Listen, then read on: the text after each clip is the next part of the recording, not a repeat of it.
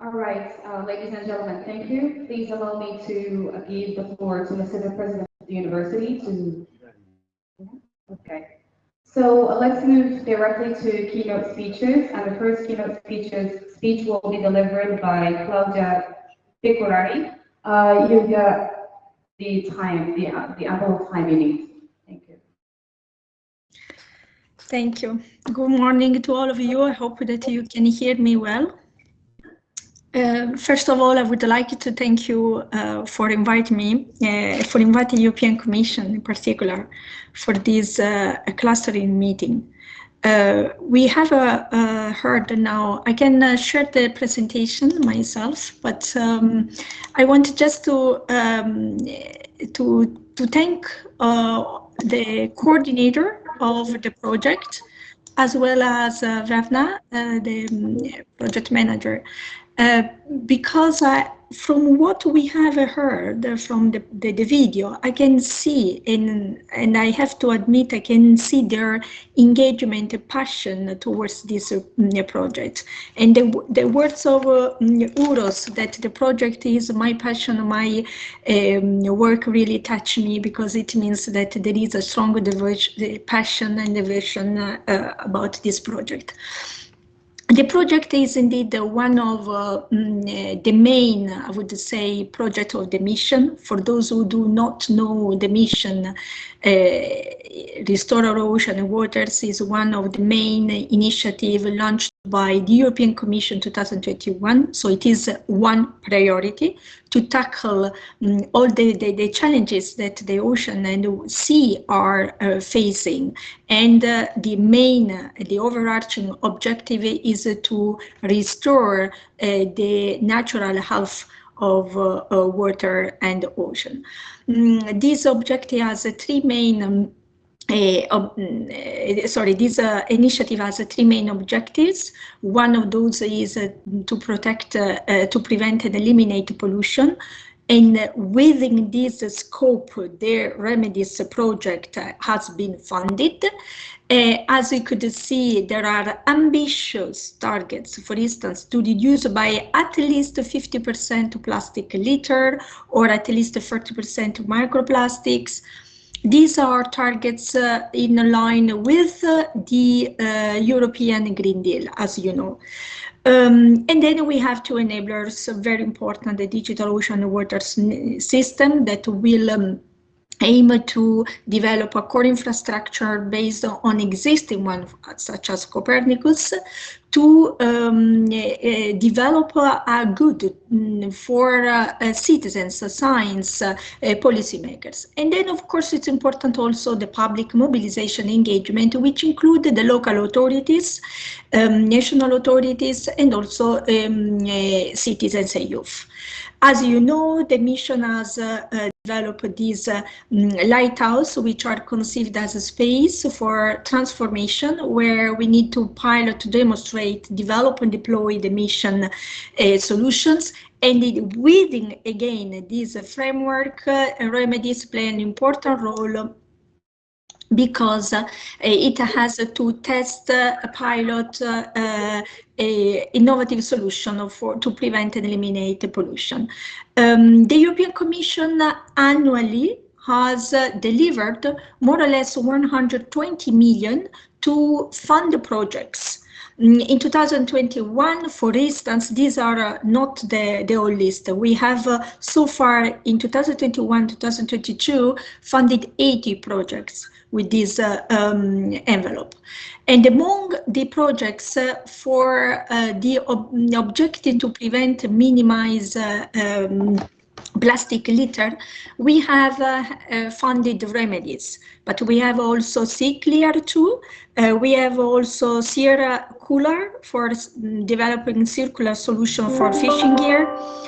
Inspire to prevent and eliminate plastic, microplastic through innovative solution. Upstream to develop circular-based solution for eliminate plastic in the rivers together with Inspire. So As you could see, ocean and inland waters are important for us, and the European Commission is indeed funded these projects.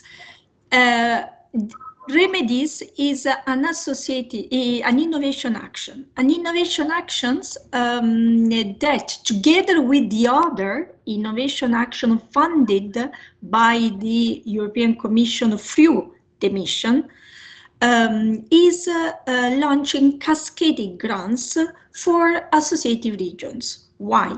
The reason is to involve regional authorities, regional entities, regional bodies to replicate and scale up the solution developed by the projects and replicate them in other areas. So the associated regions are conceived as areas with ecosystem that can benefit from the demonstration activities developed in other regions. So this is important because Remedies has already launched this call for cascading grants for attract the regional entities, regional authorities to participate and scale up this the innovation solution in other places. What we have done also. So the mission can fund projects through Horizon Europe. In addition to that, we have tried and we are still doing to enhance the synergies with other programs and instruments so that you can benefit from the complementarities. For instance, you have other programs such as MFAF, which is a program for fisheries fund, where all member state operational programs refer to the mission. Therefore, even in other programs, you can find calls for proposal referring to the mission Ocean and Waters. But we have also, and we are working with Blue Invest, InvestEU, and European Innovation Bank to align a joint effort. And of course, the Recovery and Resilience Fund make also reference to the mission. Has launched the charter. The charter it is a tool to straight cooperation, line efforts to achieve the critical mass where it is the change is needed. And through the charter, we are collecting all the initiative, projects, plans from a region, from a country, from an NGO, from different entities that have plans, projects, initiatives in line with the objective of the mission that I have just briefly mentioned, and they wanted to be part of the mission. And this is the current situation. We have over 550 actions submitted for a budget of over 4 billion. The situation is that in the Mediterranean, as you could see, there is a higher number of pledges, and of course it corresponds to the budget. This is more or less where the actions are taking place. How to endorse the charter? It's here there is a link for those who would like to be part. It's not binding this charter. It's just a survey where you can submit your plan, your actions, and this will be visible. But the benefit for you is not only the networking and the visibility, as well as the participation to high-level conferences with the commissioner, but it is also because you can benefit from different services that we are delivering. For instance, the mission implementation platform, which is a platform that should assist all the signatories of the charter, not only. It will provide several information about what we are doing, about funding, what we are funding so far, what type of associated regions are funding so far, and it has just been launched. Then we are planning to have more engagement activities. During the past years, we have been in each basin where we have met political level, ministry, regional representative, president, and so on and so forth, as well as the key actors, and try to work together, because this mission is a joint effort, a joint coordination support, I would say. And then we are going to organize two important events, and I think that this is relevant for all of you. Here you can find the link where there is the save the date. Very soon we will open the registration. Of course, it goes without saying that the priority is given to the signatories of the Charter. And the 5th of March, we are going to have the Mission Forum, where all stakeholders will be gathered in Brussels. And the day before, on the 4th, we are going to organize a matchmaking event where all mission projects, such as Remedies, are kindly invited to present in a pitch what they are delivering. We will invite all signatories to participate, as well as investors and philanthropists, to matchmaking, to see what it is needed to complement their action, to complement their plans.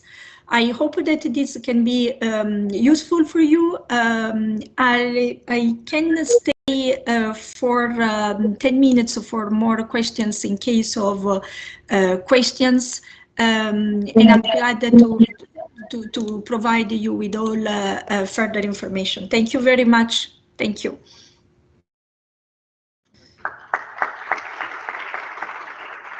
So we would like to thank our keynote speaker, Claudia, for her remarks and her speech. We do apologize for the time constraints as well. But her speech actually shed light mainly on the purposes, missions, and actions to be taken to prevent, minimize, and remediate litter and plastic pollution. Thank you so much for your speech. Without further delay and ado, I would like to invite Mr. the President of the University to deliver his welcoming speech. So my speech will be very short. Yeah. Sorry, distinguished guests, ladies and gentlemen, dear university students, professors. So first I would like to thank all of you for being here in Oujda and in our university. And also I would like to thank the professors from our university that are involved in this project. So our university, as everybody knows, that it's a public institution. It's composed by about 90,000 students, 64 laboratories, 1,100 professors, and our university is involved in many European projects in different topics such as food, energy, and water, such as renewable energy, such as, for example, education. So we are involved in more than 24 European projects. That means that our university is a good university. And the University Mohammed first is in the best university in Morocco. Ranked the first university in Africa in Shanghai ranking in physics. Our university is between the top 400 university in the world in physics, and in the same time also in SIMACO ranking, we are in the top of 870, the top 870 in the world.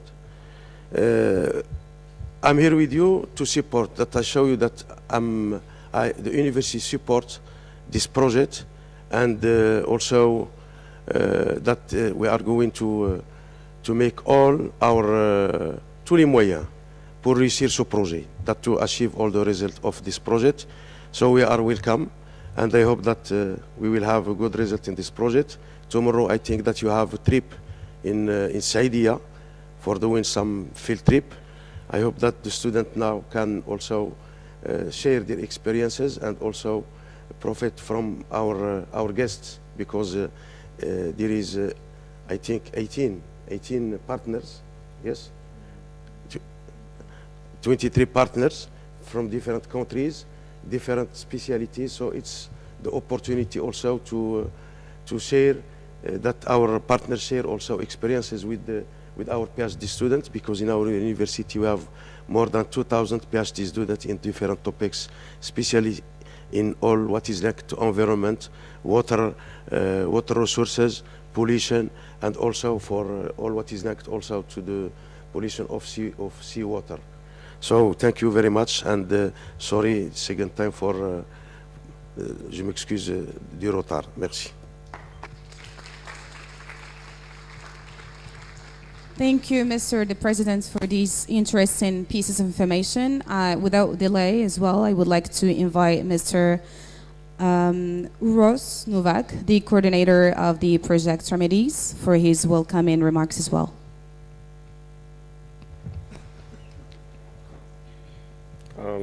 Thank you very much. So those who will see this on YouTube, so you cannot feel the hospitality that are given here to the Remedies partners in Morocco. So first, congrats to the rector, to our host Aladdin, and also thank you, Claudia, for your welcoming speech and your presentation. And yeah, it's also very nice to see young people. So the plastic is something that we will not get rid of. We have to live with it, we have to understand it, and we have to be better, starting with ourselves. So this is why the Remedies, as the name said, work on 3 pillars. We will share this more in detail later to the program. So 3 pillars consist of the detection and monitoring, collection, valorization, and prevention and zero waste. So with that, I will give the floor to the next welcome speaker, and I'll be happy to host the panel where we can see tangible results of the project already after 1 year after starting it in December 2022. So thank you one more time, and thank you. Now it's the time to Mr. Aladdin, our colleague, professor at the university and leader as well, to give a welcoming speech as well. Thank you. Thank you, Asia. It's just short welcoming and thanks to everybody for being here. A special thanks to the rector of the university for his support, not only for Remedies project, but all the projects and activities related to research and innovation. This is not something new from him. One of the most famous researchers here in Morocco, and got prizes many times from UNESCO and from other organizations. So thanks a lot for his support. I would like to thank also the Dean of the Faculty of Medicine for hosting us in this beautiful place. Thanks to all the guests, our guests, who are present with us in present here and also online. In the end, I don't want to forget the local team that made a really good job since 2 weeks of working to arrive to this point. So thank you to all of you, and we will go through more details for the projects for the next presentations. Thank you for your presence. Thank you. Thank you, Aladdin. So for those of you wondering and pondering about what Remedies is, Remedies is a Northern Europe innovation action creating innovative solutions and technologies to monitor, collect, prevent, and valorize plastic from our oceans. Our approach is rooted in science, circularity, and community engagement aiming to protect water ecosystems, reduce pollution, and develop a climate-neutral blue economy. We believe our oceans and waters are the lifeblood of our planet, and we have responsibility to protect and preserve them for future generations. The health of our oceans and waters is crucial not only for the survivals of countless marine species, but also for the well-being of human communities around the world. And they are facing significant challenges, from plastic and microplastic pollution to overfishing and climate change. These challenges are complex and interconnected, and thus require a collaborative and innovative approach to overcome them. And therefore, our next keynote speaker will be Mr. Francisco Miseral, who is a project and data manager at EET SPE, a prominent Italian private company specializing in data management and representation. EET is the leader of the EMODNET's physics program, actively participating in various oceanographic research initiatives with a focus on data infrastructure and management. Francisco has a background in academic research and encompassing marine life science, ecotoxicology, and oceanography. Subsequently, he joined ETT as a valuable member of the EMODNET team, overseeing projects and data management for several European oceanography projects. So, Mr. Francisco, the floor is yours. You've got 25 minutes. So the floor is yours. Thank you. Thank you very much, and really thank you to inviting me. It's a really nice event. Just let me share my screen. Okay, you normally could see the presentation, yes.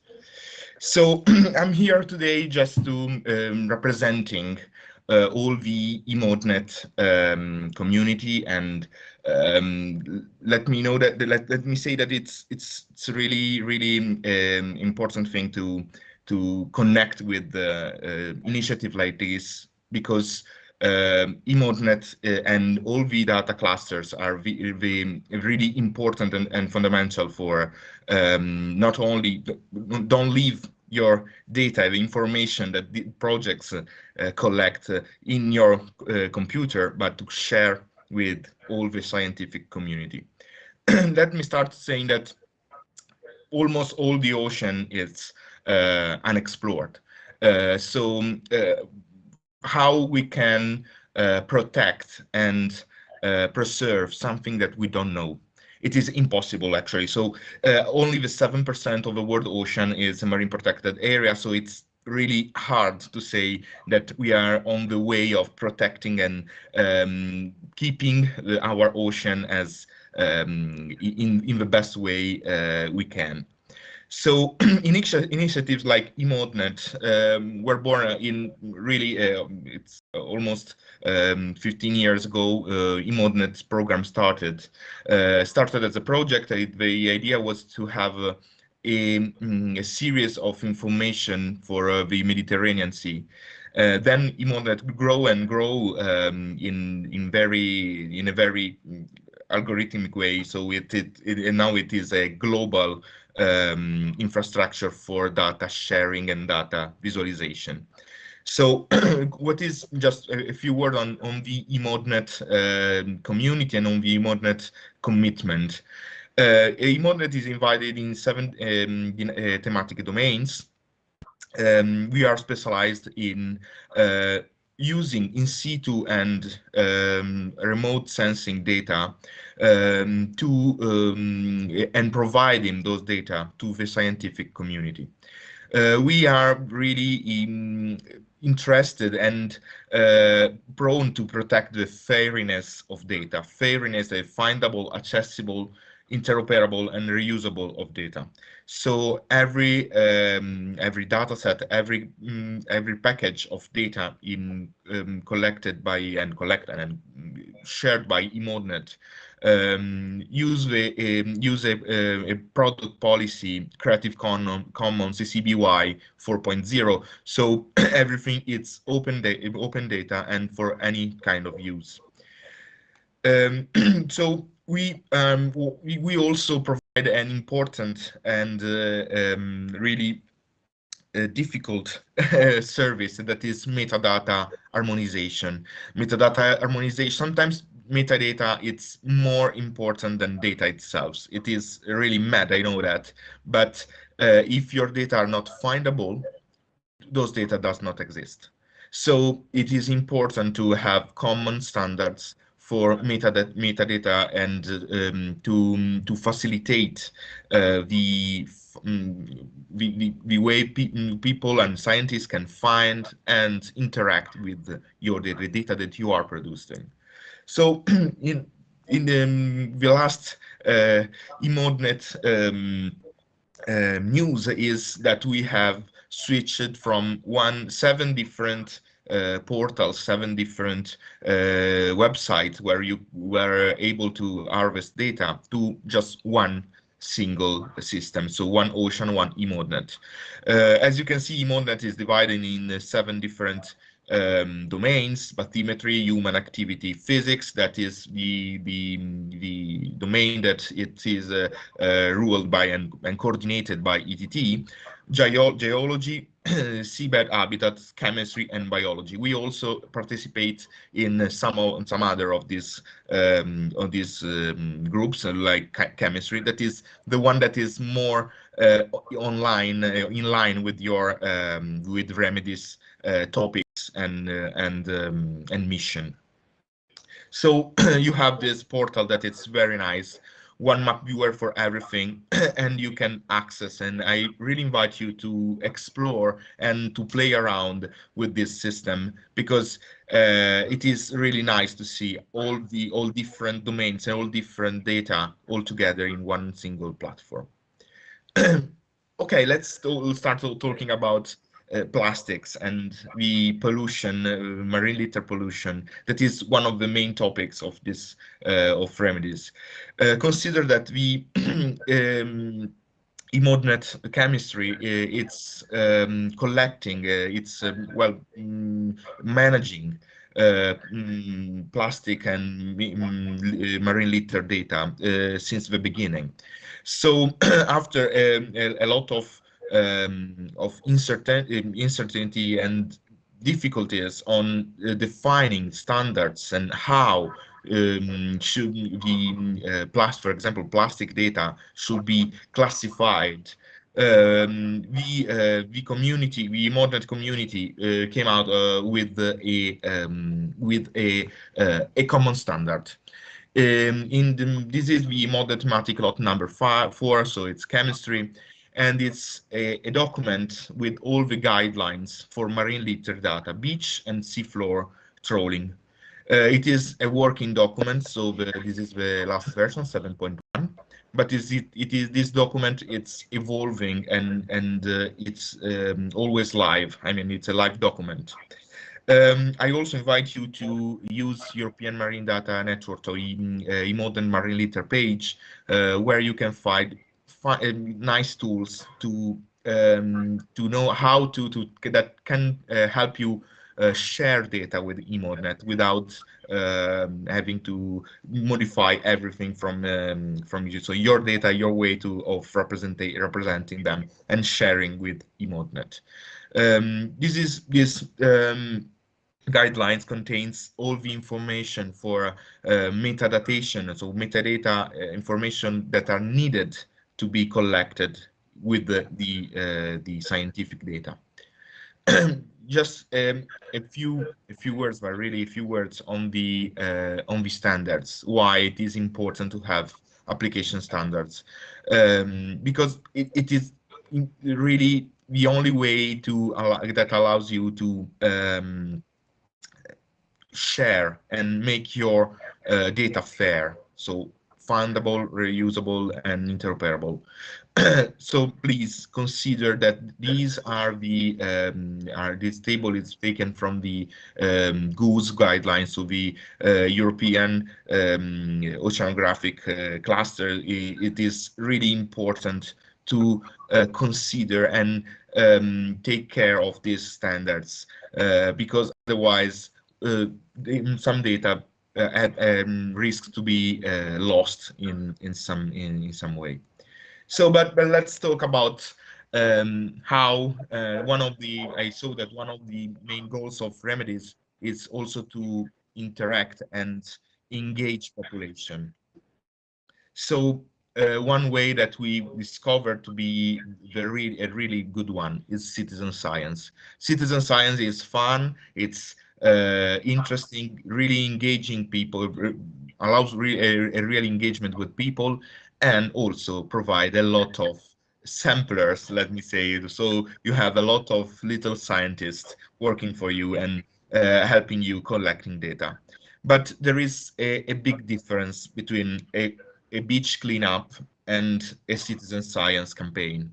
A beach cleanup, it's a really good initiative, absolutely. There is no doubt about that. But if you collect plastic from the beach without classifying it, it's useless from a scientific point of view, because you are not giving many information to the community that can be used for plans, for studies and whatever. Consider that now we are moving from the European Union, but all the world is moving to a marine spatial planning objective. So the marine area will be part of a planning for each country will plan their coasts to be harvested or be used on for anything, industry, recreational activities, and whatever. So please consider that as many data as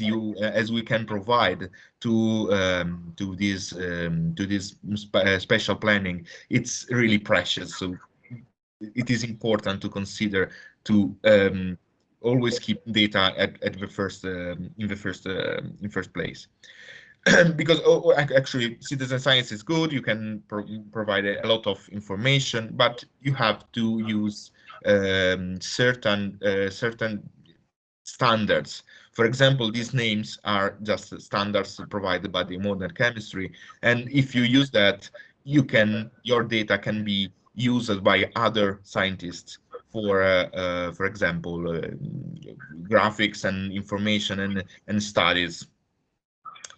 Consider also there are many different type of citizen science. For example, this is a really nice example from the Italian CNR. They made this little manta trawler for collecting microplastics and plastics directly from the water from a kayak. So it is nice because it's something that can be done. It's super low cost, and something that can be done by basically anybody that really loves outdoor.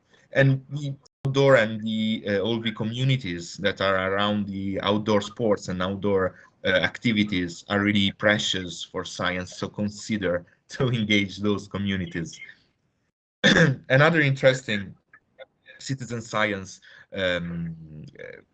initiative that we found with the modern physics and the modern data integration is this initiative to use real plastic litter to track the position and how the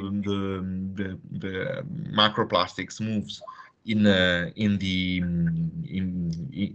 ocean, in the Mediterranean in this case. So this is something that was made and constructed by school students, so high school students, and they released it directly from the shore to see how the pollution moves in the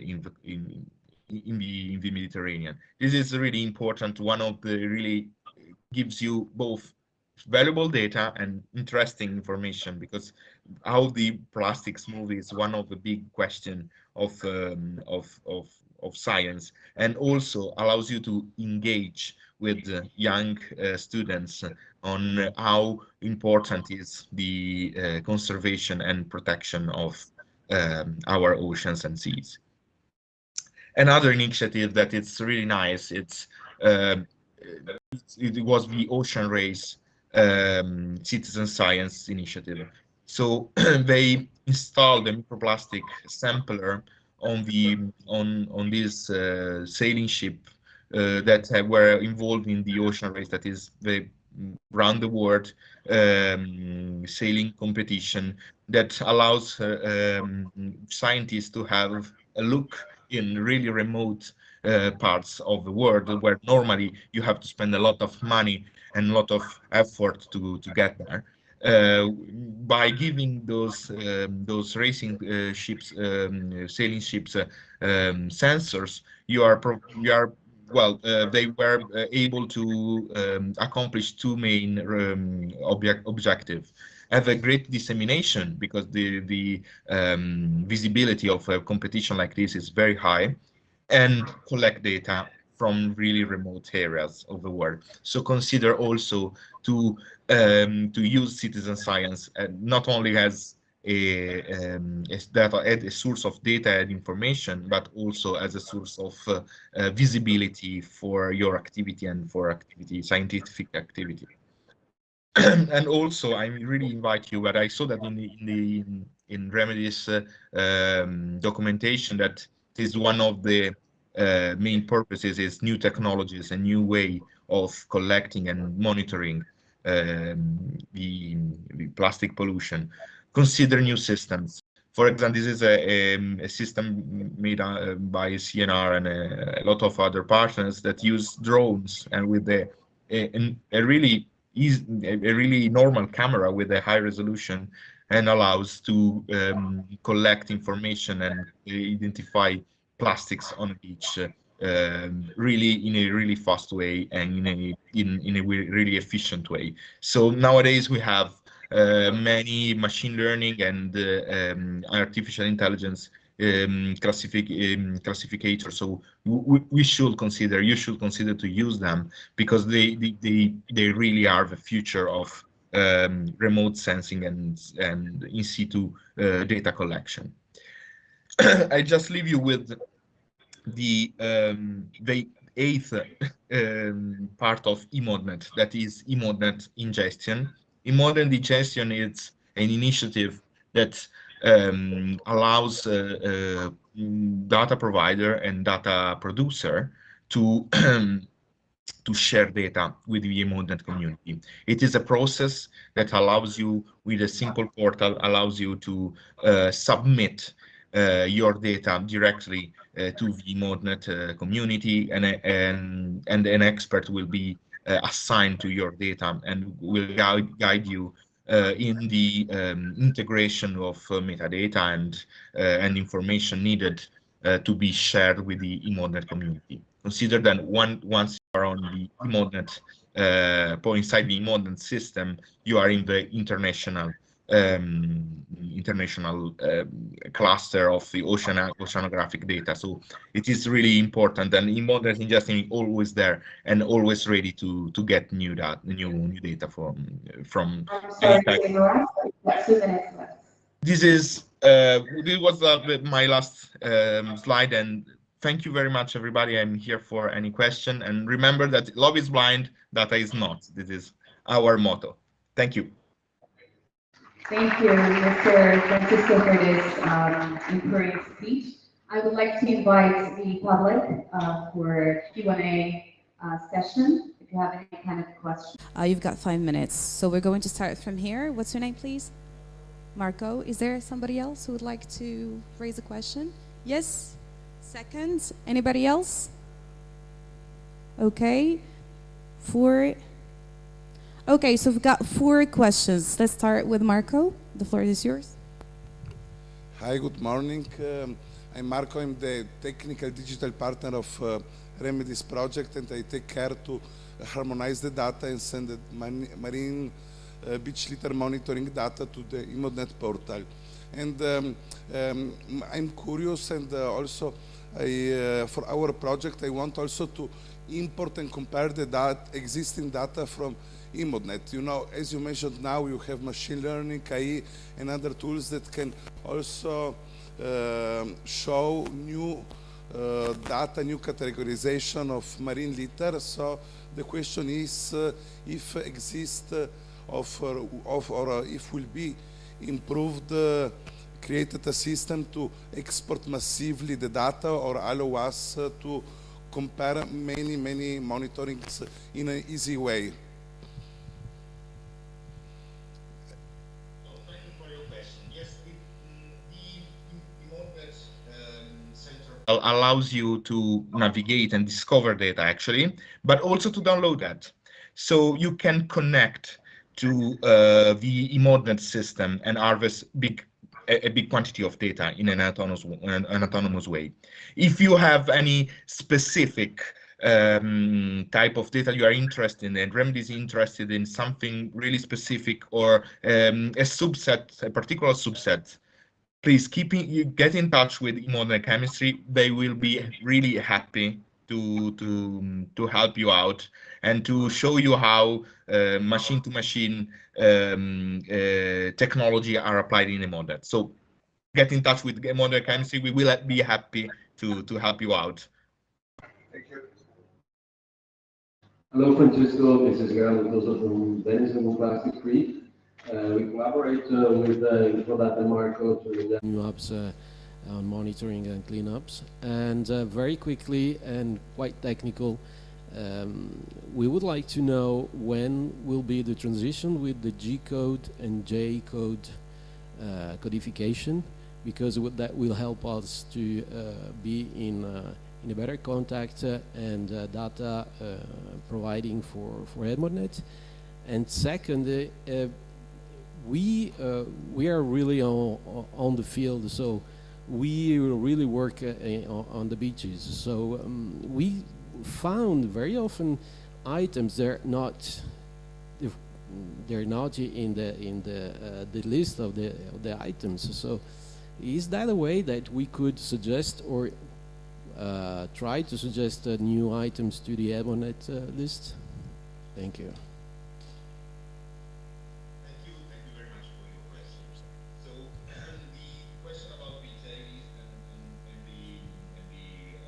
That is now ongoing. Consider that now eModnet ingestion accepts only JList data. So eModnet Chemistry decided to switch completely to JList already.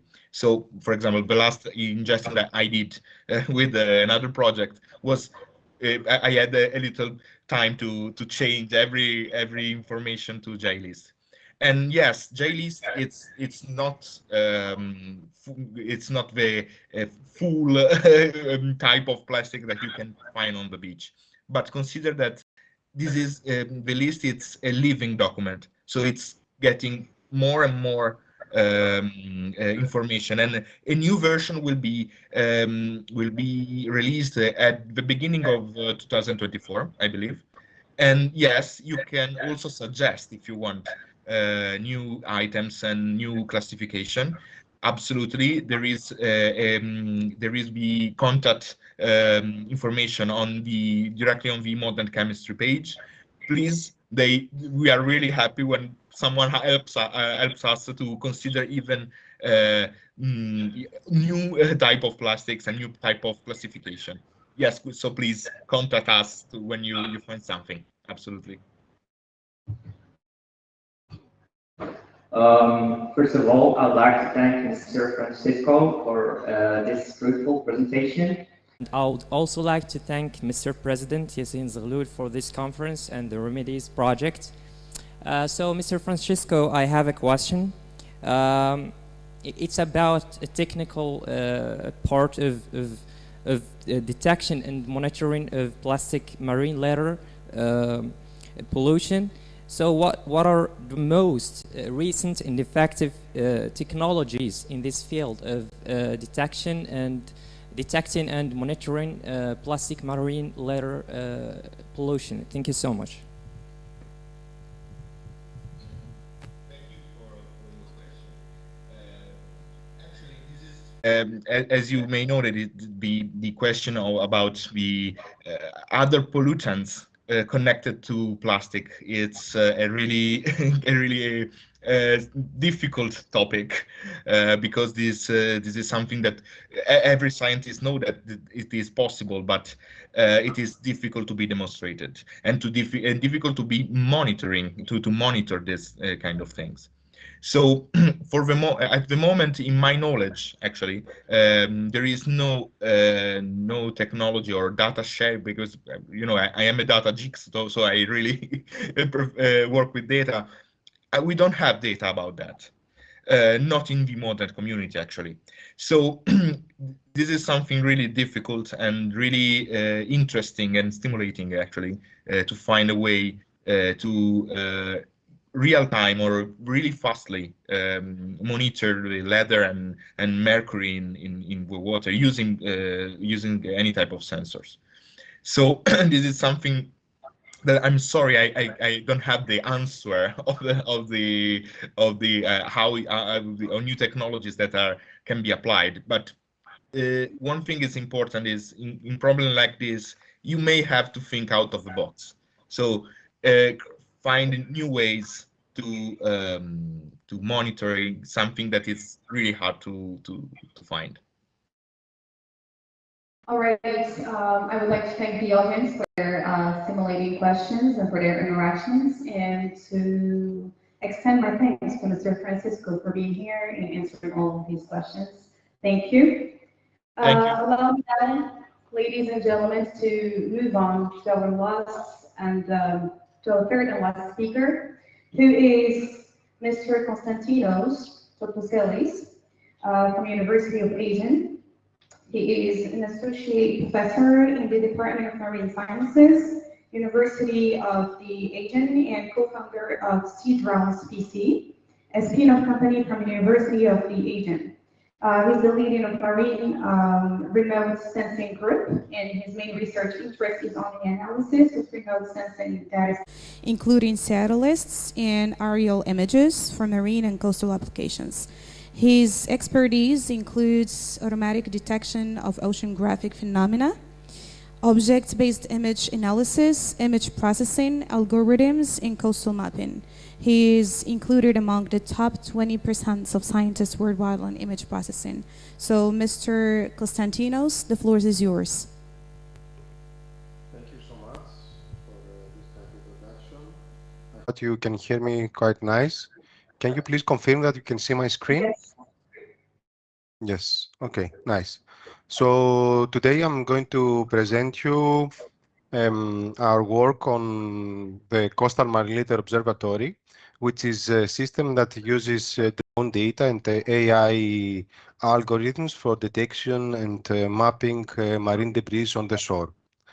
Before that, I would like to present you another Horizon project that we're partners of, and I'm here to interconnect the two projects. The Horizon project is called Upstream, and the title of the project is Circular and Bio-Based Solutions for the Ultimate Prevention of Plastics in Rivers Integrated with Elimination and Monitoring Technologies. The project has just started. It started in September of 2023. We are 22 partners from 11 countries, and we have a strong research and SMEs involvement. The budget of the project, as I said, is close to 80 million project, and the contribution from the European Union is close to a bit more than 7 million euros. So what is the project dealing with? Is dealing with the problem of litter, plastics and microplastics in European river systems.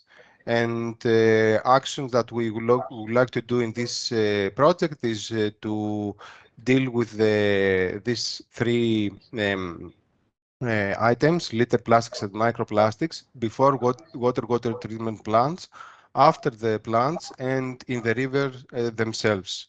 In general, the general objectives of the project is to address the pollution, find and coupling techniques that we use in other rivers, and engage stakeholders in all levels. So now I think that it's a very good position that we can share information between the two projects. The project Upstream will establish the circular value chains with the potential to decrease the plastic litter by 50% and the marine pollution litter in general 30%. That's another slide of what we're planning to do. We have 15 advanced solutions in 5 pillars, and we're going to use them in 5 different demonstration sites. It's 5 different rivers, actually. And we have different technologies for each for its river and before and after the waste treatment plant. Today I'm going to talk about one of these technologies that we're going to use in this project, which is called the Coastal Litter Observatory. And this is a mapping system that we have developed in the University Aegean and passed to the spin-off company called Side Drones. And is dealing about detecting marine litter using RGB data, images as input data. It's a fully automatic system that uses the cloud in order to do the processing really fast. And the system detects plastics using raw RGB images. This is a perfect system for connecting the European laws and international laws, like the MSFD from European Union and the United Nations Sustainable Development Goal 14, 1B. Also, we saw before that it is with the data that we provide, it is a very good connection with MOHAMMED, from the presentation that you saw just before this one. Everything started from this publication that we decided to have a dedicated data acquisition protocol from drones in order to collect aerial images. And then we would like to have them pre-processing and using annotation using cloud campaigns. We used Zooniverse in that time in order to have a crowdsourcing for the annotation. And we train neural network in order to do the detection of the litters. We tried a lot in different systems, different algorithms, and different ways how to annotate, if we have to segment the images, etc., etc., etc. And in the end, we created a system that detects and classifies the debris on the shore in different categories. Here it is where we are now. We have a dedicated flight protocol, and once we have the acquisition request, we can go and fly. The raw data are inserted into the cloud, and automatically we pre-process the data. We have already do the labeling and the AI algorithm, and once we process the data, then we have end products, which are point litter maps with the categories of the litter. We have a litter density maps, and also have a confidence level of the detection. Using two different times, we can do the spatial temporal analysis of the litter, which means that we can see if we have areas that we have more litter or we have seen that the litters are decreasing. Of course, everything can be outputted into computers, tables, or phones in any device. So let's see what exactly the Coastal Marine Litter Observatory is doing. Actually, we want to detect plastics, megaplastics, which means that we want to detect plastics that are larger than a cup of a plastic bottle, which means that we need to have that on our data, our images. So we need to have at least 4 pixels, and that's why we say that we would like to have ground space distance of the data of 0.5 centimeters. In a normal drone, like a Fathom Pro, we fly close to 20 meters, which means that we can have the resolution that we are interested in. And then our system is able to detect 7 different categories of debris, of litter: plastics, rubber, cloth, textile materials, paper or cardboard, wooden materials, metallic materials, and glass ceramic materials. These are the basic categories that exist in the international guidelines, either in OSPAR or in technical group of marine litter in JRC. Here is a small demonstration how the system works in a video. We have the data and you can detect the different categories. And in the right part, you can see the detection in a specific image and the different categories. The system points the litter. We'll have it in a box, and we can also segment it from the box and calculate the area that it covers on the surface of the coast. Here's an example of the flight protocol that we have detected. In the left, you can see how the drone is flying automatically. In the middle, you can see the reality in the ground, and in the right, you can see an image from above. We use this type of data in order to create a mosaic, and then from mosaic we do the analysis and the detection. This is the database that we have already, and the system has been developed in Greece. We have more or less going all around the country. You can imagine that we have plenty of coastline. We have more than 16,000 kilometers of coastline. So up to now, we have been in 90 kilometers in Greece. Also, have been outside from Greece in 5 different countries, in Portugal, in Israel, in Ghana, and in Japan. Also, we are collaborating with other institutions around the globe in order to do this more often. The system is in tier level 9. Our accuracy is more than 85%. If we have a nice beach with sand, we have much larger accuracy than this. However, if the beach is complicated with pebbles and small plastics, we can have an accuracy close to 85%.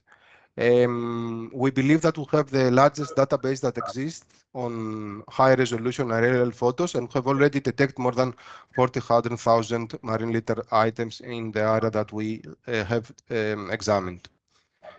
Just to say a few words about the training, we have more than 45 pieces, objects, input into the system, into the neural network in order to do the detection. We don't have so many examples of metallic materials or from cloth and textile materials or for glass materials. We know that, but this is what also happens in reality.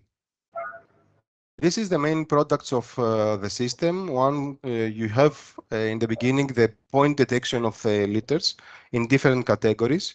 In the middle, you can see the litter accumulation maps in a certain area, so you can see where you have to guide your cleaning efforts or where you have to focus and work on an area that you are know that there are plenty of plastics there or plenty of debris there. And in the end, you have a confidence level map that shows you how sure we are about the detection. In general, we work with confidence level that is larger than 0.8, which means that we are very confident about our detection. Here it's a dataset selection. What is behind the CMLO? We have built a system that anyone can go upload the data and run the algorithm. And this is the administrative user data table that you can see. Anyone can go select the bits that has collected the data, see the data, see the images that have been used, also play with the footprint, the report, and the density map. This is an example of mosaicing the aerial photos. We don't do orthophoto maps, but we mosaic the images because we want to have the images quite fast. And we can use and select different base maps for this annotation, for this looking. Also, you can see here that we have a image footprint look, which means that we use only the data that covers an area that are not duplicated. So we exclude areas that have data 2 and 3 times because we want to do the detection more than once in a specific area. And here is the example of Irina Island with the points. You can see the different types of results of the debris that have been detected. And also you can see the confidence level, which is up here. And we say that we only see here the detections that have confidence larger than 80%. So we are between 80 and 100%. From this point, we can have statistics and we can say the number of plastics that have been detected over a number of the categories that are detected, and we can do a statistical analysis of the detection. Here, we can select some of the data. So we can go and detect one category, let's say plastics or paper. Also, you can play with the inference confidence level, and you can choose if you want to have everything detected, which means would be from 50% to 100%, on to be very sure about the connection, the detection, sorry. Here, the detection is 80 to 100%. This is what we usually do in order to be very sure about that, very sure about the detection and the confidence level that we want to have. And this is an example from Rinia Island again, that we have two days. We have a time series comparison, and this is a difference of 8 months of observations. So we went there, we observed an area, and then we went 8 months later in order to do the same thing, and we extract the first image from the second one. And you can see that there are some areas that litters have been increased, and the increase is quite important. We have more than 16 items in a square of 10 by 10 meters. But also we can see that have some other areas that we missed a litter, something happened and the litters are not there. Maybe they are under the ground or they have been degraded in smaller pieces and we cannot see them. But this is really nice because you can see the difference between times, and you can see a time series analysis in a specific area. I will end my presentation with an example which is really nice in Greece, in the island that I live, in Lesbos. We have collaborating with Athanasios Laskaridis Charitable Foundation, and they go and they clean the beach. So what they do, they fly the drone. We can do the detection and they clean the beach. So they collect the data before and after the cleaning. So this is the first image before the cleaning, and as you can see, there are plenty of items that the system has detected. And in the right part, you can see the map that we have created. Now, after cleaning, you can see that really the beach has been cleaned. It is very clean, so we don't have any items in the area, which is also very nice. However, you can see that there are several dots here. We have 1, 2, 3, 4, 5, several dots. And in the beginning, you can see that the system works quite nicely and has detected several pieces of debris, of plastics. You can see some cans, you can see there's some plastics, some boxes, etc., etc. But in the detection after cleaning, you can see that we have only goods which are correctly classified because these are goods that they are not natural. And also we have a bag that the bag we put the guys that they were there and cleaning put all the debris there. So the system works quite nicely and we can do the detection and the cleaning before and after. So I want to mention that this is a fully automatic system, runs in a few minutes after the data has been collected into the from drones. And once the drone is on the ground and the data are uploaded to the cloud, we need just a few minutes for producing the results and having them in our computer. Everything is accessible through the web, which means that anyone can have a username and password in order to go in and see the results, download the results and put it in another system that wants to use and have it in their computer or in their web system. I think that this is all that I'm going to mention. Thank you so much for having me into this very nice event. And it's a pity that I'm not there. So I hope that you have a very nice event. Thank you so much, Mr. Constantine. Thank you for being so short, and I would like to invite the audience who are raising their questions. Yes? Anybody else? 2? Yeah? 2 questions? All right. Let's start with the first one. So thank you so much for this information. They are very important and they are very important. I wanna to ask if you have any idea or do you suggest us how to influence and how to show the importance of data and the drones in this case for the collection and for the selection in this case. And thank you. Sorry, but I don't think that I understood the question quite nicely. The microphone.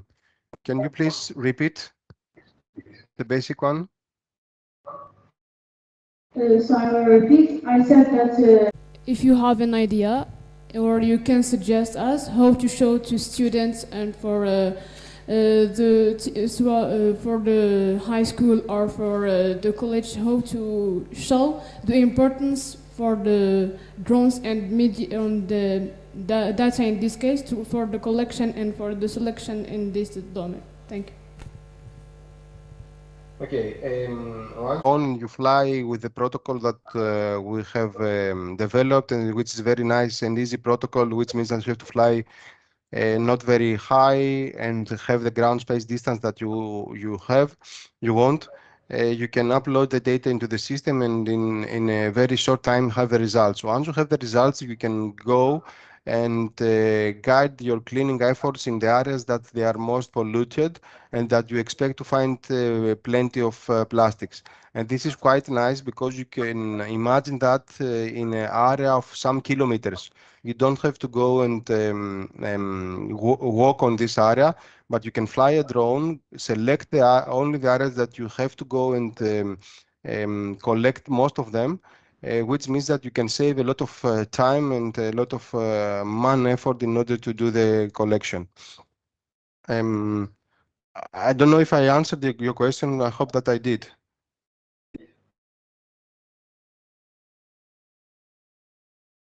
No, is it okay? Hi, everyone. I would like to thank organization of Remedies and Mr. Constantinos for this exposition.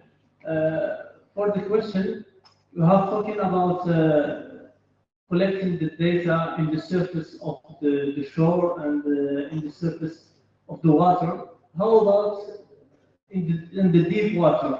What we can use to collect the information in the deep water? Thank you so much. Okay. Here in the University of Aegean, we run several experiments for the sea surface. We built very large targets. This experiment is called plastic litter project, sorry. And we run this project for 6 years now.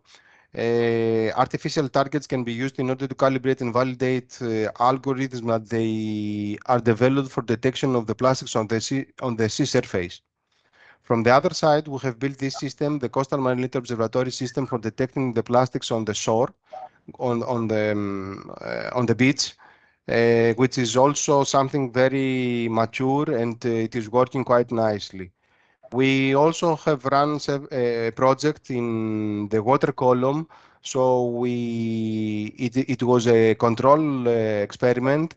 We had 8 different categories of plastics on the sea column from 0 to 3 meters in order to identify the spectral signatures that we can help us in order to do the detection. However, remote sensing cannot really be used in order to do the detection of the sea bottom. This is why the light cannot penetrate in big depths, so we cannot have clear images from the sea bottom in order to do the detection of the debris. When we're talking about sea bottom, we have to use other devices like multi-beam sensors that can the sensors that are inside the water, and they can create data sets. They can work with data sets inside the water column. This means that we need to have very good geopositioning of the data that we're going to collect, which is also very important. Create algorithms that they are based on images that are inside the water, or to multi-beam sensors that they are used inside the water. So remote sensing from above cannot really do many things from sea bottom.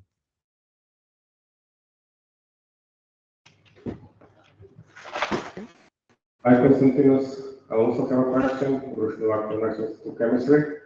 So my question, I will rephrase for the first person to ask you about citizen science. So how young, how to involve young people with drones, and what is the scientific background that they can learn already in the high school? Yes. Okay, we have several ideas about this and how we can expand it in the citizen science domain. There are two basic things that they can do really now. One is to go and use any specific drone that they may have, collect some data and take results, use these results as an indicator where to go and collect the data. This is one thing. The second thing is that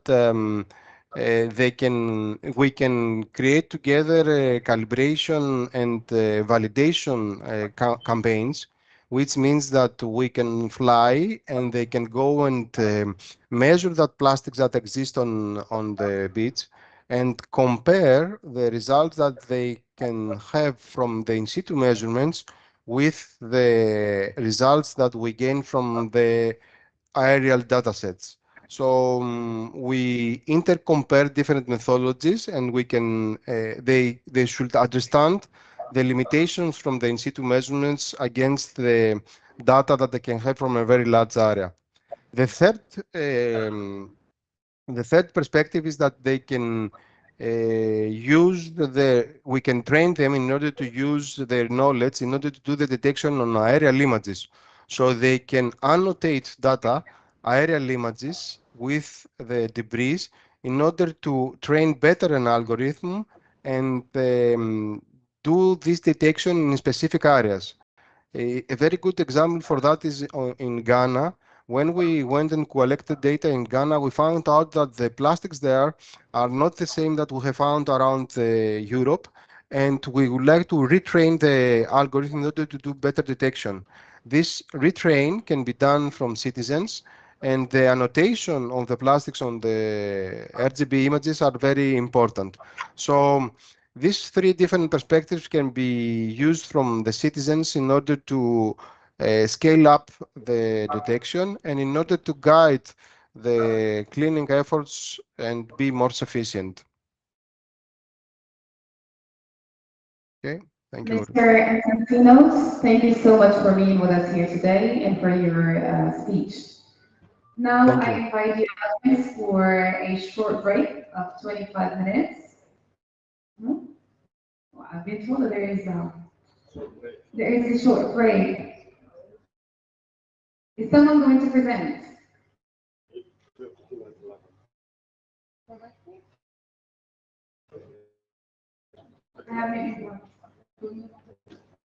Okay, so we move on to the panel session directly, and I would like to invite the panelists to come to the stage.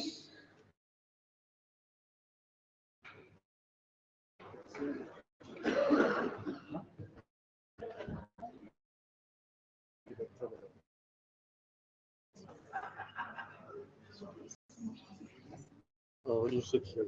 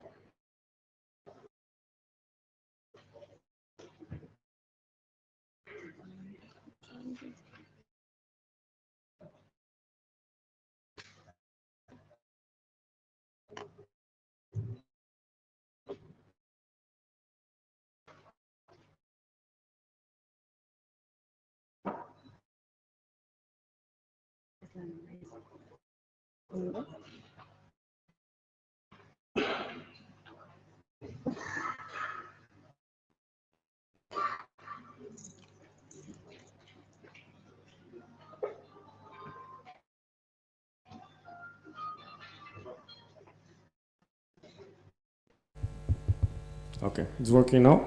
So people online, can you hear us? Are you there?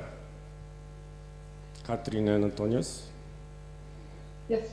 Okay. Hello? Perfect, perfect. We can hear you. Yeah, so I would also like to thank our moderator, Sia, and I will also need her help for translating the first speaker. She will speak in French. We will try to answer quite a difficult question. Can we stop the plastic pollution, or at least the effects of it? So with me, I have a local team, and I have a Remedies partners who can already share some tangible results in that regards. So we'll be quite specific. So first, I will invite the local partner from the, just see my notes, sorry for that. She will speak in French, and I would like Sia or Aladdin to translate. So please, the floor is yours. I can give you the microphone, no problem. And it's the question is, what's the situation here? What's the governmental strategy here in Morocco? How to tackle this? Please. Bonjour tout le monde. Bonjour tout le monde. Donc, je me présente, Benskri Rizlan, je suis chef de service de l'Observatoire régional et de l'environnement du développement durable, région de l'Oriental. Donc, je vous remercie pour votre invitation. Je vais donner une brève présentation de ce qu'on fait en termes de tout ce qui est déchets marins, plastiques dans le littoral. Donc, au niveau du ministère, un programme national de surveillance et de la qualité des eaux de baignade et du sable des plages du Royaume a été lancé. Donc, son objectif, c'est surveiller et évaluer la qualité des eaux de baignade et du sable des plages du Royaume, informer et sensibiliser les décideurs et les citoyens sur la qualité des plages, appuyer les communes pour l'octroi du label pavillon bleu, suivre les tendances, l'évolution, la nature et les éventuelles sources de déchets des plages, contribuer à l'élaboration de l'état de l'environnement du littoral, honorer les engagements du Maroc au niveau régional et international concernant la surveillance, la qualité des eaux de baignade et des déchets marins. En fait, la surveillance de la qualité des eaux de baignade et du sable se fait par le Laboratoire national d'études et de surveillance de la pollution, LNECEP, relevant du ministère de la Transition énergétique et du département du développement durable. Sa mise en œuvre est opérée conjointement avec le laboratoire LP2E. Donc, des compagnies de surveillance ont été établies. La répartition des déchets au niveau des plages surveillées pendant les deux campagnes indique que la catégorie des déchets pondérantes est le plastique, avec un taux de 82,2%, dont les sous-catégories dominantes sont mégots et filtres de cigarettes représentant 36%, bouchons et couverts en plastique représentant 21%, emballage de chips, emballage de bonbons représentant 8%. La comparaison entre les pourcentages des différentes catégories de déchets marins collectés durant les 4 dernières années, en 2019 et 2022, montre que la catégorie plastique... La comparaison entre les pourcentages des différentes catégories de déchets marins collectés durant les dernières années 2019-2022 montre que la catégorie plastique polystyrène demeure en première position. Toutefois, le taux de cette catégorie a été augmenté en 2022 par rapport aux années précédentes. En 2019, il était à 84%, en 2020, 86%, 2021, 88% et en 2022, 92%. En fait, les recommandations données par le laboratoire national cernaient les sources de pollution affectant les sites de baignade en se basant sur les profils des eaux de baignade afin d'anticiper et de gérer les risques de pollution pouvant affecter la qualité des eaux de baignade, renforcer les actions pédagogiques de communication et de sensibilisation du grand public, encourager et inciter le tri sélectif au niveau des plages dans le but de valoriser les déchets recyclables et promouvoir les actions mesures relatives à l'économie circulaire, prévenir et réduire les déchets marins de sources terrestres à travers l'amélioration des dispositifs de gestion des déchets dans les plages. Et merci. Just a small detail, sorry, you are replacing here Ms. Salima Denmati, so who are you? If you can introduce yourself shortly. your exchange in last minute, please. Je m'appelle Rizlan Benzkiri.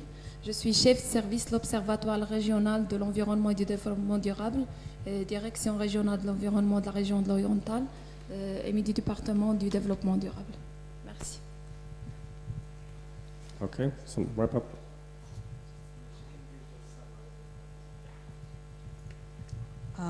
All right, I would like to just give a brief and short summary of the intervention of Ms. Benzkiri Rizlan, who's head of the Department of Regional Environment and Sustainable Development at the Oriental region. So the speech was regarding the Department of Sustainable Development at the Oriental region and the actions that have been taken so far. So in terms of the departments of sustainable development, a national program has been launched as to protect and surveil the Moroccan beaches. So the program has been launched in partnership with the ministry as well as the Laboratory of Surveillance and Pollution. So two key actions have been achieved so far in campaigns to sensibilize the citizens of the importance of clean beaches, as well as the national decision makers and policy makers as well. So that's it. Thank you. I think we can try with that one, but I think that one works better. Okay, we will still be in Morocco, so I invite the next panelist to share a few words. So Mr. Najer Bashiri, he's a president of the NGO MOHAMMED Environment. I like the word passionate. He's passionate about the environment issue in Morocco and around the world. He is graduated in Resource Center Management from the University of Southampton, England. And he's involved in numerous programs for the defense of the environment and human development in Morocco. So I'm very anxious to listen to him to present the status at the moment in Morocco about the environment, and especially since we are talking about the plastic and remedies, what is the current issues so that we can move to the solutions. Thank you. Thank you very much. I would like first to thank the university who has given me this opportunity to really express my thoughts and also exhibit my outlooks on this problem. And I thank also all the people that gave some great presentations, and this just brings back to mind a very nice quote about, of Da Vinci, who said, "Learning never exhausts the mind." So I'm here to learn, not only to tell you exactly what's happening right now in Morocco, but at least to learn from you, because right now we are racing against time. Because if you take the figures of the plastic production, for example, not only in Morocco, but elsewhere in the world. Like, we produce 460 million tons per year. And that's a big menace, for, the environment, for the marine, biodiversity. And according to The Guardian, you have to bear with me, according to The Guardian, plastic, emerged in 1956. And from 1956 to now, we have produced 8.3 billion tons. That's a lot. With Remedies, I hope that Remedies, will give us, some sustainable and quick solution to this, unnatural, phenomena, which is in fact not only killing our marine biodiversity, but also killing, people. Like around the world, we lose about, 400,000 people dying of plastic intoxication. That's a big figure, and it's going up. So what we produce now in the world will triple in 2060, which means that, the measures we are taking are not enough to reduce, the production of plastic and to change our behavior. Yes, what should we do? That's the big, question. Do we have any solution? Do we have any, sustainable remedy? I am very optimistic.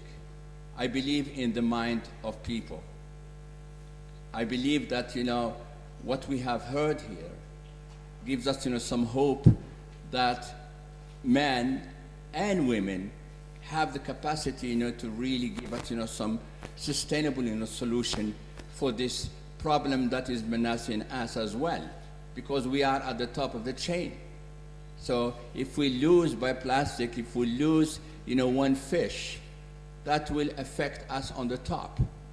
So we have to think of ourselves before, thinking of other species, because we are menaced. And many people believe that now we have reached the 6th phase of extinction.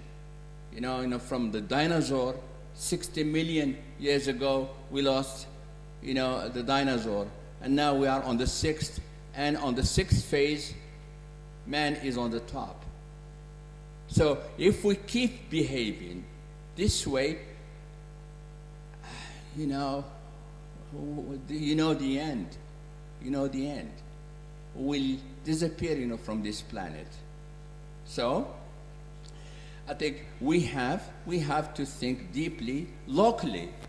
We start locally, but with the mind of some global approaches. My colleague here, she talked about the plastic in Morocco, how the consumption and production of plastic in Morocco. In fact, Morocco is one of the biggest countries in the world, #1 in Africa, that produces a lot of plastic. And we don't have any specific measures to reduce the use of plastic. So this is a dilemma. It's a very big, contradiction. We have about 14 controlled, landfills. And the rest, Morocco is an open, landfill. We have no law in Morocco that prevent anyone to throw garbage. So we should really elaborate and come out with some restrictive, laws that at least show us, where to throw our garbage. The Mediterranean, we're talking about, plastic in the ocean. Most of our rivers, go to the oceans. And many cities in Morocco, not far, from the riverbeds, they throw their garbage plastic in the riverbeds, and all the plastic ends up, in the sea. This is one problem also. So we have to, urge the Moroccan government, to come out and forbid, at least, forbid from turning our rivers into landfills. So like my colleague says that, we are using plastic. The law 2016, when Morocco was about to organize the COP, the Conference of the Parties, they came out, with a slogan, zero mica, zero plastic. Very good. 2016, we were very happy as environmentalists, very happy. We said, oh, we are now on the right path, to really eliminate, the plastic, which is an intruder in our, tradition, in our behavior. We never used, plastic in the 50s and 60s and 70s, never. People would use, their jalaba, hooks to put, what they buy in their jalabas, or some basket, natural basket. Now we have lost that. So I think it's high time the Moroccan government should really push people to use what is naturally biodegradable. Like we have halfa. Morocco is well known for its halfa. We have Moroccan agave that we can use to produce our own basket, and get away from plastic. So in fact our association was given birth because of plastic. And I was always referred to Mr. Garbage.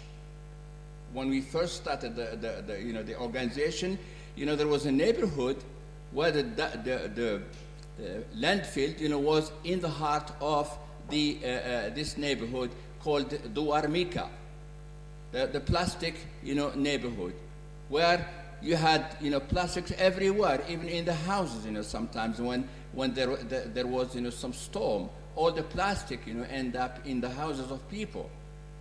And we had to fight, and the Moroccan government listened to us, and we were very lucky that my city, Berkane, was the first city in Morocco that had that controlled landfill. So we have to think together, come out with a solution together, because if we start counting alone, there are always figures left behind, and those figures left behind are our enemy and the enemy of the planet. And thank you.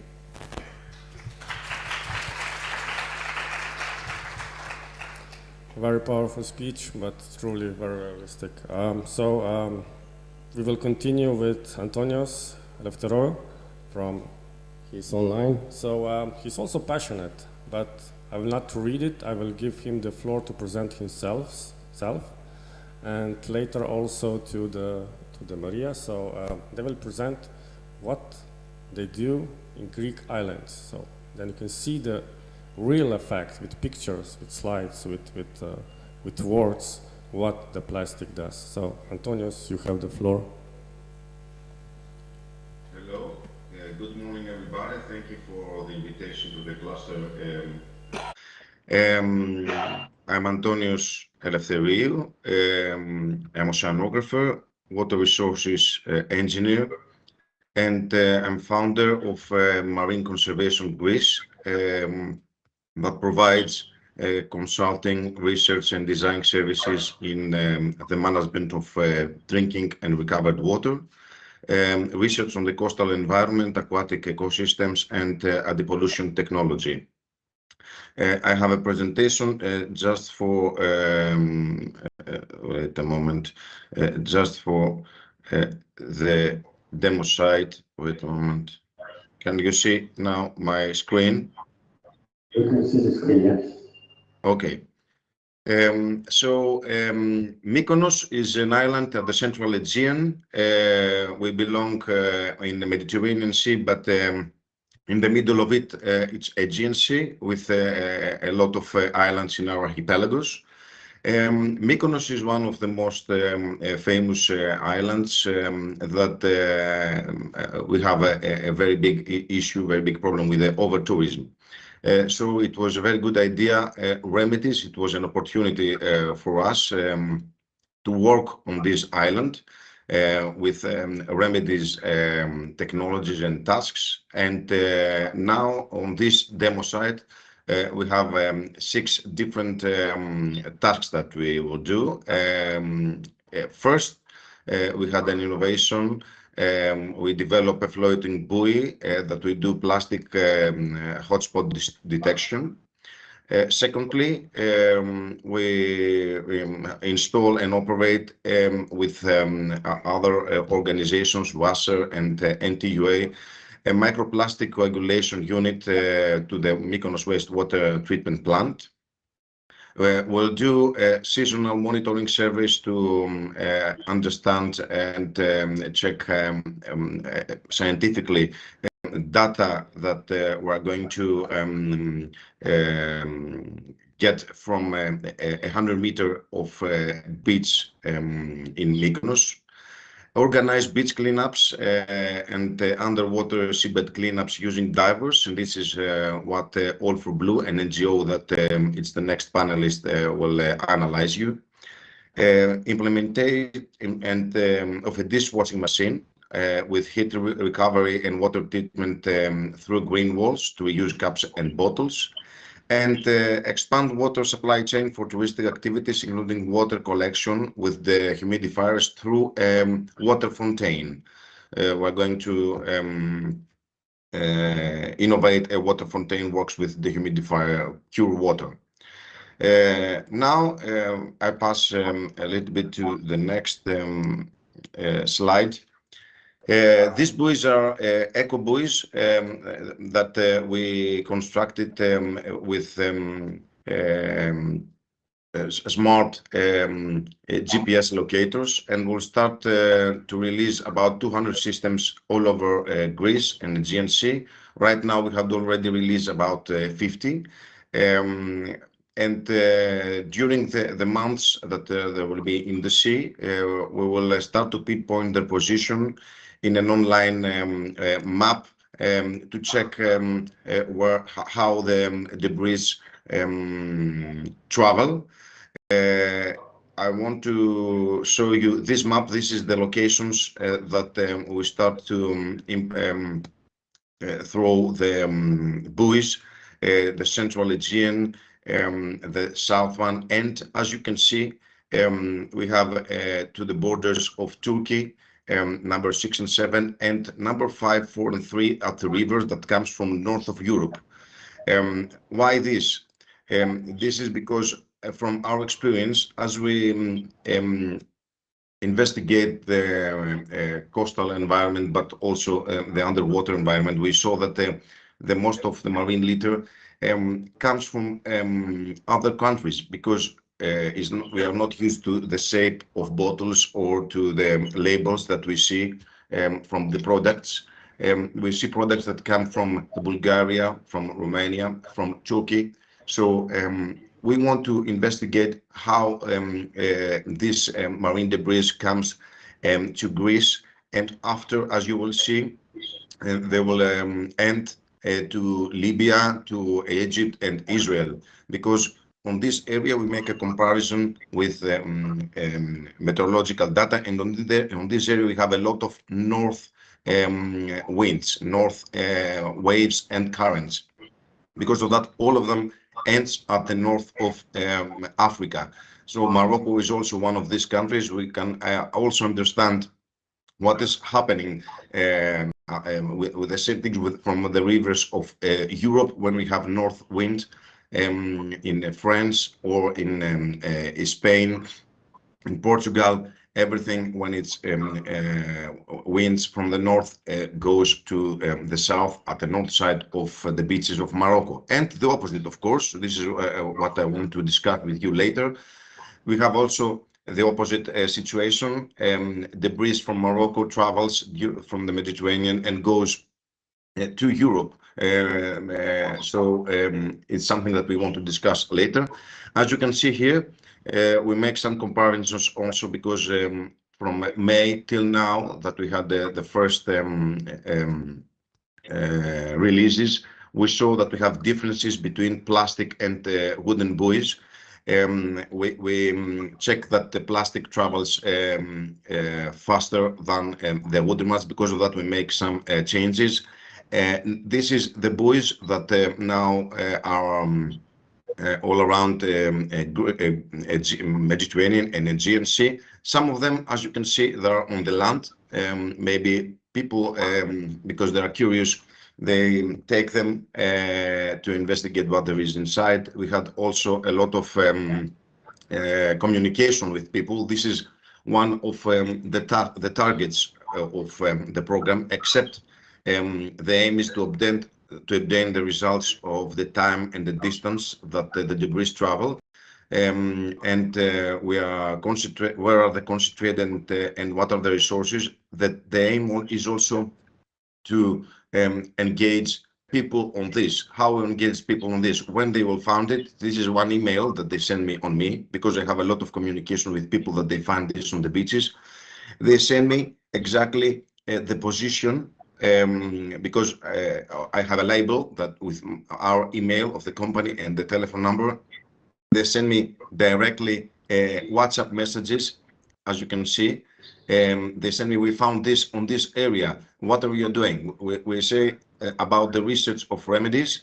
After that, we get them on to understand what is happening on this beach. I tell them, send me a picture from the area and the marine debris of the beach that you found it. I can see, of course, the hotspot. I can see the spot on with the coordinates, but I can't see, as Konstantinos Topouzelis before told you, from the University of the Aegean, from the satellite, what is happening there. But I have a real photo from the citizens. As you can see, Daphne is one of, she is also inside there to your audience. Is one of our researchers in National Technical University of Athens. She went there, she found these people, she take the GPS locator and this beautiful photo to understand also how it works. This is another person that he found, a fisherman from Turkey. He found that this plastic buoy. He called me, but he never, he told me, what is this? He opened it, maybe he thought that it's something expensive, or about his curiosity, he removed it, and now doesn't work. But other people, as you can see, that they work in hotels, or they make a walk on the beach, they can find it and they can send me the location and some photos of the area. And as you can see here, say, the plastic waste there is terrible. Plastic barrels in which who knows what is inside lie there in the abundance around. I really hope that through your work something will happen. So this feedback for me is very important, except the scientific job that we do with these buoys here. Now I give the floor to Maria, but before of that, I want just to tell you that tomorrow it's a shame that I will not be there to Saida to go to make monitoring on cleanups to your beaches, but just to understand the difference between the beach that we have in our complex of islands with yours, is that we have small beaches like traps. As you can see, these beaches are, we call them pocket beaches. We call them pocket because they collect inside marine debris and except that sediments. This is one of the beaches at the north side of Mykonos that we make monitoring, the most of them are small ones, around 100 meters to 150, 300 meters. 600 meters is the biggest ones that we have on these islands. But it is all of sediments, and it's quite difficult to remove the microplastics or the plastics from the sediment. So the floor to Maria. Thank you very much. I will be back with you on the discussion. Thank you. So I will first introduce Maria Rapti. She has some slides. You know, there's plastic that floats, but there are a lot of plastic that also do not float, so the answer is the seabed. So this is sometimes plastic flies, yeah. So Maria Rapti is a graduate of Pantheon University, holding a degree in communication, media, and culture. But she's a PADI scuba instructor. So what does this mean? With a real life experience, I give the floor to Maria to share her experience as a also as a member of the NGO All for Blue. So a lot of NGO played very important role with Remedies. So we are collaborating with a lot of them. So if also you want to be collaborating with us in different demo sites, we are happy to support you with all we got, also the technologies. Maria, ready? Yes, yes. Okay. Thank you, Uros. Thank you, Adonis, for the introduction. Hello, everyone. We're really happy to be here, and thank you to Remedies for inviting us into this meeting. So, as Uros said, I'm Maria. I will represent All for Blue. All for Blue is a Greek NGO with a mission to raise awareness about ocean conservation. Our team is mainly consisted of volunteers. We have a strong presence of volunteer divers in our team. I'm a diver myself, so I will bring to you today the images from the field, from the sea, from the beach, and just to all get a glimpse of what is really happening under the surface and on our shoreline. The organization was founded on 2017 by Katerina Topouzoglou. Katerina is also a diver and an instructor, and she's a champion in free diving in Greece with a deep love for the ocean. Our actions include educational seminars for students of all ages about marine conservation, and we visit schools all over Greece, as well as beach and underwater cleanups following zero waste protocols and trying to visit as many places as possible along with the islands. Our team also adopts principles of circular economy, so we try to give a second life to the plastics we collect during our beach cleanups, creating these recycling bins you can see in the photo. So today for my presentation, I will mainly focus on the cleanups we do on the Aegean Sea, both on the beach and underwater. So as you can see in these pictures, we try to categorize the debris we collect during our missions. Number one for Greek beaches, unfortunately, are cigarette butts. It's very common, especially in touristic areas, to see images like this one. As Antoni said, our areas are quite tight, so most of the times marine debris is trapped on the shore and close to the shoreline. So this is the image we usually see in areas of Greece, tons of cigarette butts, a lot of single-use plastic, and very often also fragments of fishing gear, fishing nets or long lines. And after COVID-19, we also started seeing an increase in COVID-related debris like masks, gloves. And for underwater cleanups, once again, single-use plastics are on the top tier, with plastic bags being the number one debris. But we also find all sorts of weird objects. So the next pictures you can see are divers collecting pipes from the sea, motorbikes. We have collected more than 3 motorbikes. I think 4 is the total number from Greek waters, car tires, even a supermarket trolley. So it's everything, you name it, electrical appliances even. For that reason, our team has focused its missions for 2023 in the Aegean Islands. We've visited some of the most touristic islands of Greece, including Rhodes. We went already 3 times for 2023 in Rhodes to conduct cleanups, as well as educational seminars to 10 primary schools and 6 beaches on the island. Syros Island, we also have a very strong local team which we collaborate with on the island, and they do cleanups very often. And of course, Mykonos, which is a common ground for us, and Marine Conservation Greece. We already did 2 cleanups for this summer on the island. But our team has also done some very special missions, like visiting the island of Delos. I'm not sure if you're aware about Delos, but it's a very important historical site and archaeological site in Greece. And we were invited by the Effort of Antiquities of the island, and this is the image we saw on one of the northern beaches. It's also really close to Rhine Island that was mentioned by a previous speaker. And I mean, for an archaeological site, images like that, it's very sad to see. So our team managed to collect 757 kilos of debris from the shore and from the beach. And we also visited Kynaros Island this summer. It's something we usually do. Kynaros is a very special area in Greece. It's inhabited by only one resident. Mrs. Rini is the lady you can see laughing in the middle.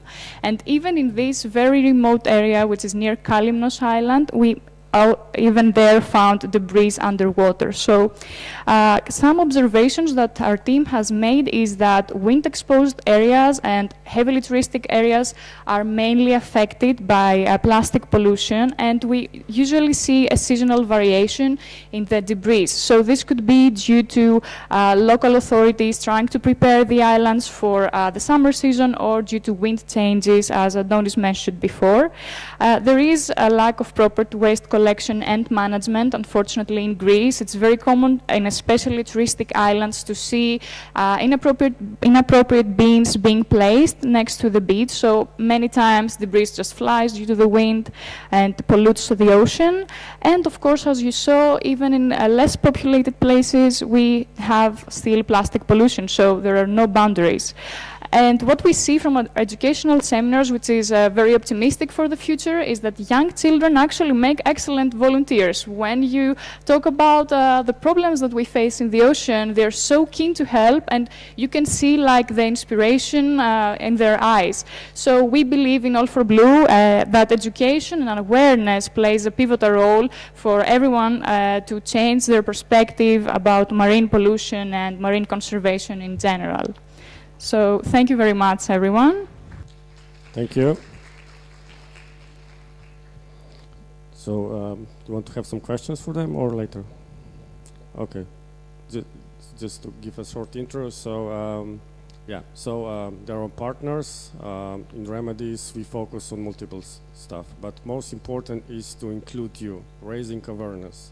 For example, if you're bothered with the trash and you clean it once, and it goes again there, you have to ask yourself how and why. This is why this team is doing. You have to understand where this trash is coming from. So I will give the... Thank you for your presentation.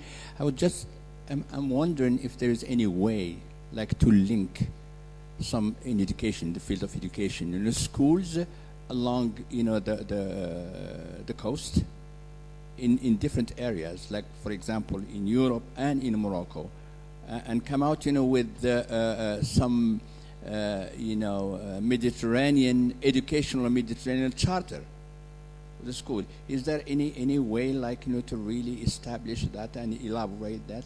Because those schools, may be, our garde-fou. So they will alert us, and also they will learn, how to deal, with plastic along the beach and preserve the ocean. Is there any thought about that, like creating like a sort of international Mediterranean, charter? I'm not sure if you can hear me. Perfect. Okay. So yes, definitely. In All for Blue, we value education more than anything. So we try very hard to even connect schools from different regions of Greece and try to have programs that include as many students as possible, and to actually have a hands-on experience on the beach and see exactly what is happening there. So what you suggest would be more than interesting to us, and I think it would have the greater impact that we all want. So I don't have a specific way to do that, but I believe that through NGOs, through collaborations, through projects like Remedies, we could definitely raise awareness and connect more and more people, and especially the young generation. So I believe projects like this one is the way to go. Thank you. So thank you. Next panelist is Aladdin Barkoui. He's a Deputy Director of the High Institute of Technology at the University of Mohammed Premier First. And he's also host of the Remedies for these events in Morocco. So as was mentioned before, we will not stay one day, we will stay a whole week. But what is the most important, and I will give floor to him to explain what the Remedies is focusing here in Morocco, is that, you see, we don't use plastic bottles. Every Remedies event is plastic-free or green event. So I will give the words to Aladdin to present what they do here in Morocco, and also ask his team to show the video. Thank you, Euros, and that's exactly what I wanted to see as an introduction before. So we are speaking all the time when we are in panels or conference about law and how law is important to reduce and reduce the production of plastic. But I think education is more important than law. And we decided here with the local team that the event will be zero plastic.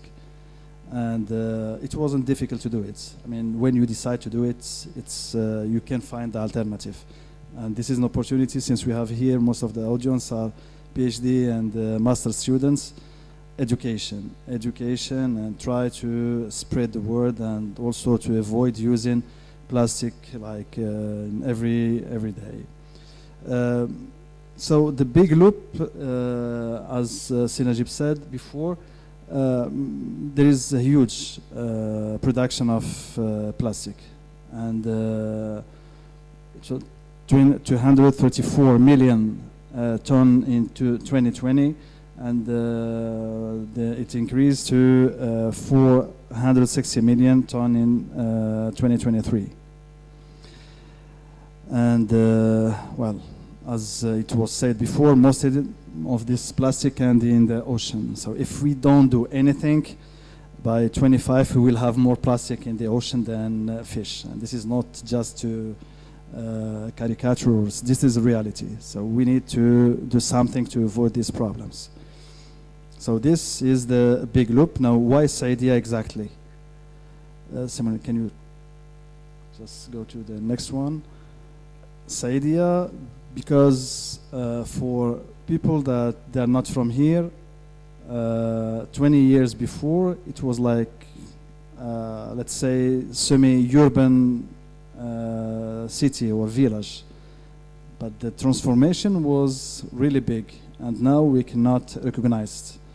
And it's good to have this kind of development, but on the same time, in parallel, pollution, plastic, associated to touristic activity. So this is not really something that we can avoid in such a facile way. What we decided to do as local team is, and as part also of the Remedies project, is to use technology. How we can use technology to avoid plastic pollution in the ocean. Saidia is an accessible beach, so we can go there to see and do a cleanup without any problem. But around the Mediterranean, around the world, we can find many other beaches that they are not accessible. And even here, if you go to Sidi, some beaches, Sidi Bashir, or it's not easy to access them. So the idea is to use drones that will try to take pictures, try to have as many as we can of informations, and recognize plastic. To say it, it's easy to say it, but to do it, it needs really some mathematical work, some algorithm to be developed. We used mainly deep learning machine to do that. And in this, Simone, if you can go, this scheme is something simplified. We try to make simple picture of what we are doing exactly. We send the drone, we receive pictures or videos, then we process them, and through this processing, we're trying to recognize plastic from wood, from paper. So this is mainly the idea behind this. We use two kinds of drones, the DJI Mavic Air and the DJI Spark. The difference is not so big, so the difference is just on resolution of camera and also the time that each one use for battery to list. Both of them, they are really good, and we used until now. Munir, if you can go to the next one. We went to the field many times, to Saidia, especially on the place where the Mulwiya Sea meet with the Mediterranean, and we recorded around 1 hour, 20 minutes of videos. From this video, we collected 240,000 pictures. And the idea is to train the machine to recognize plastic. So by integrating all those pictures, we could in the end have some results. Can you show the video?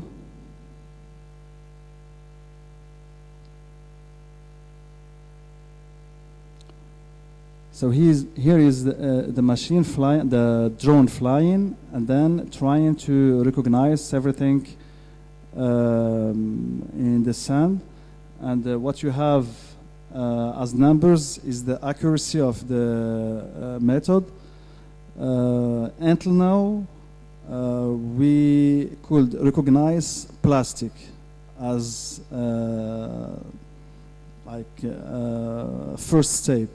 But then in the next step, we are going to make more classification on, okay, this is bottle, this small bottle, this is just a cup of coffee. So we have many kinds of plastic that have to be recognized, and also add something else in terms of quantification. So for places that are not accessible, we can send just the drone and we will get information. Here we have all the types of plastic and also a number of each kind of plastic. So until now, this is what have been done here in Saidia until now. And in the perspective, as I told you, we have two other questions to answer: type, classification, and number also. Thank you.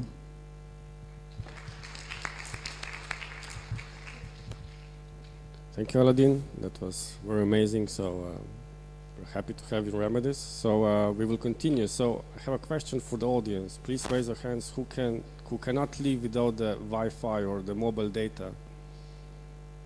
So we have a data guy here. So everything what we do, because data connects us, we are more connected than ever today in the world. So we can talk about this problem globally. So Marco Petelin is one of the Remedies guys just working with the data. So please explain how I can also assist you, because everything you need is just a phone. So please, you have now your 10 minutes. Thank you, Uroš. My name is Marco Petelin from company For Data based in Italy, and we are in Remedies the partner for the data digitalization and the digitalization of technologies. As also my colleagues explained before, we are talking of huge numbers regarding the plastic litters, huge numbers regarding the plastics we see on the streets, on the beaches, in the rivers.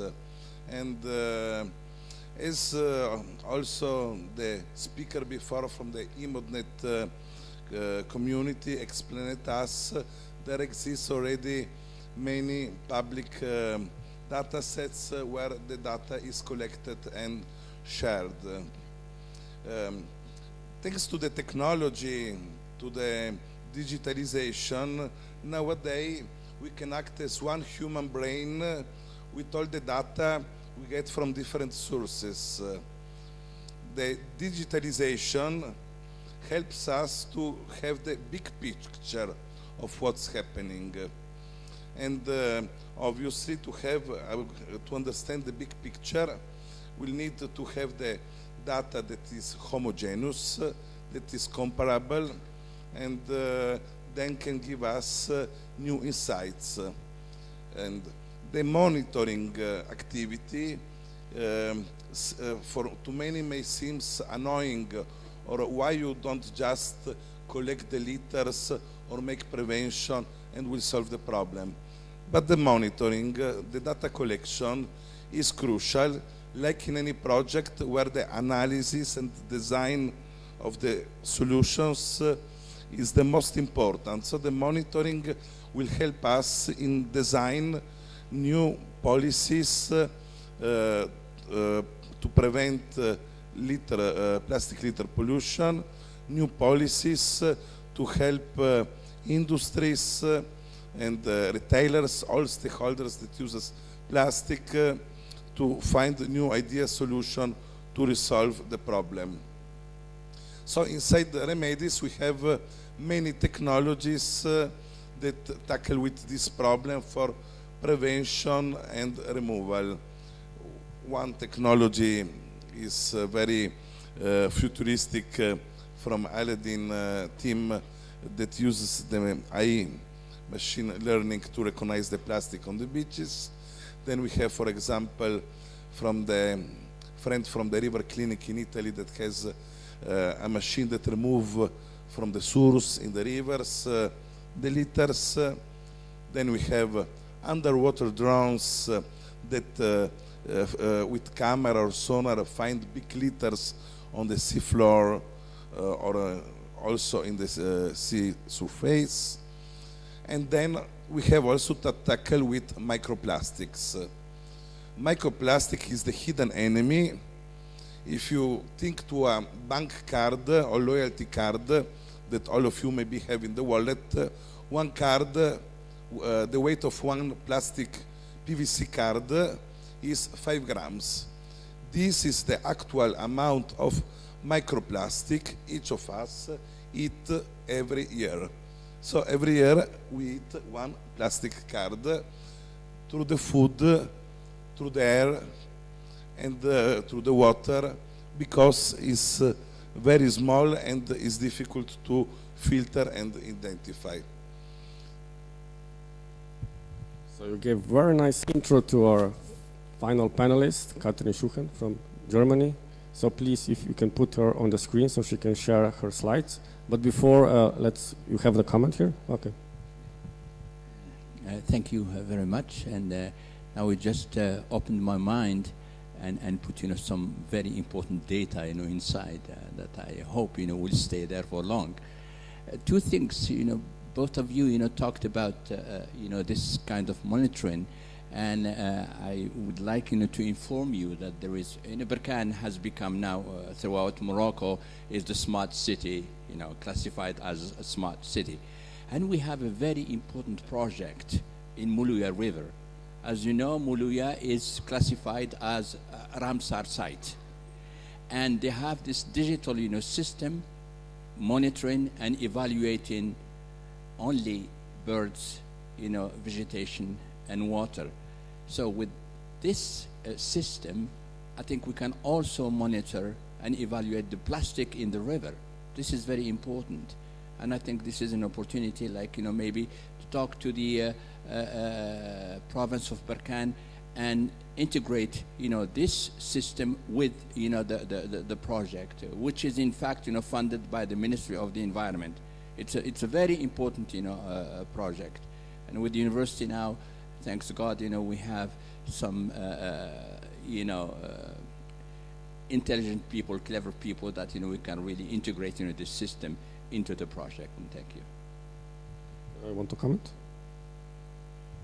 Very just quick comment. The purpose also of our digital platform, digital apps that also work on a simple mobile phone, is also to make a system open. Open means that also other projects are welcome to use our systems and to share with us their data, and with all together find new solutions. So you pointed out a very good question that I missed before, that Remedies is an open community, an open data portal. Thank you. Just something to add. We approached already the Majal Berkane and governor, and they are aware about the project that we are working on, and they said that it's welcome to combine the two projects and to work together, because in the end the objective is the same. Yeah. Okay, so Catherine are ready. So I will give you a short intro. So she has a PhD in chemistry. Plastic was designed by chemists. And I really wanted just to point out the last point that you put in your bio. So you are awarded one of the top 100 women in social enterprises. So congrats on that. And I give you the floor to present something that it's what we eat every year, but she have a solution for it. So Catherine, the floor is yours. Thanks a lot, thanks a lot to all the panelists. Advance. I'm very happy to share some insights of Wassersrio and the technology behind. But first of all, let me start with a clear statement. I mean, we are all on the same page of the book when we say the ocean does not produce plastics. So the point is where to start, and the question is, as Marco pointed out some minutes before, we have this hidden enemy of microplastics. And this means that we have plastic pollution on the one hand, which is an increasing topic on the agenda, and we have the microplastic problem, the global environmental problem in air, in soil, in water, which is a rising issue too. But we have this gap of data, and we have this gap of technology understanding, and the gap in education. And therefore, we at Wassersrio, we are a non-profit company based in Germany, deal with all the three big levers. So education on the one hand, solutions on the other hand, and the clear and way forward to politics and regulations and laws to close the gap of data and to bring out regulations and laws which can really shape the future and make it a little bit more microplastic free than we have it now. So today I want to give you a short introduction about what we do at Wassersrio. And first of all, I cannot do all this work alone. I have a great team behind me, having all these wonderful experts in different areas, dealing with the big question, or dealing with the big finding the answers to the question how to close the gap. And I just want to give you the clear statement that without data, you're just a person with an opinion. As soon as we do not have currency and data, everyone can do whatever they want. So they can just close the eyes before a problem, they can just leave it behind or point it in on the future agenda. But when we deliver data, when we provide data, then it comes to action. And here at Wassersrio, we follow a clear strategy.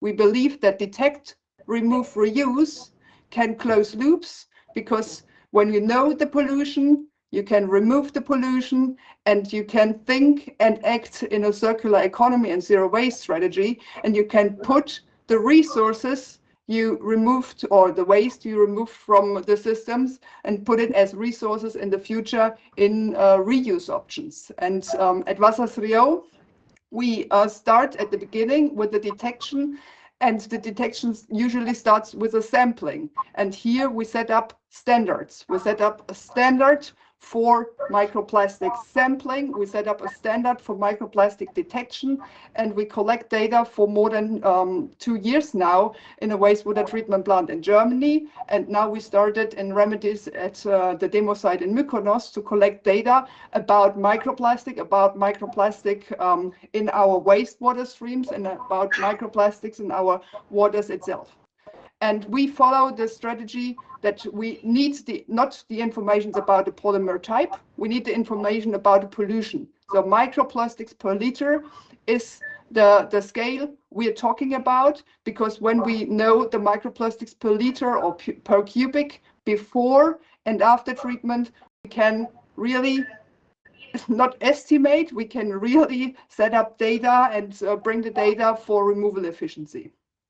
And our techniques, our detection techniques only needs short time, because when you usually ask laboratories for sampling, for data collection and microplastic detection, it takes weeks to get results. And believe me, in a wastewater treatment plant, you do not have time to wait weeks to get data for water which leaves the wastewater treatment plant about after 24 hours. So you need to be fast, you need to be powerful, and you need to be efficient, and you need solutions to stop the flow at the start. A wastewater treatment plant is not the point of start, but it's a very nice point where you have a centralized wastewater treatment and you can really bring solutions on its way. But the start is in production, manufacturing, and recycling. The start is in industries. The start is not on the consumer side. The consumers has responsibility, but the producers and the manufacturers produce tons of microplastics. They are released in the wastewater streams, ending up in the oceans, and this is where to start with a solution. And at Wassers Rio, we know that microplastics are the hidden enemies. Therefore, we make them visible. So the strategy is very easy. We clump particles together with the help of organosilanes, so hybrid silica gel mixtures. These substances are able to react in water with water and bind microplastics. So very easily clump and skim technology. The microplastics are clumping together, floating on the surface, and can easily be removed.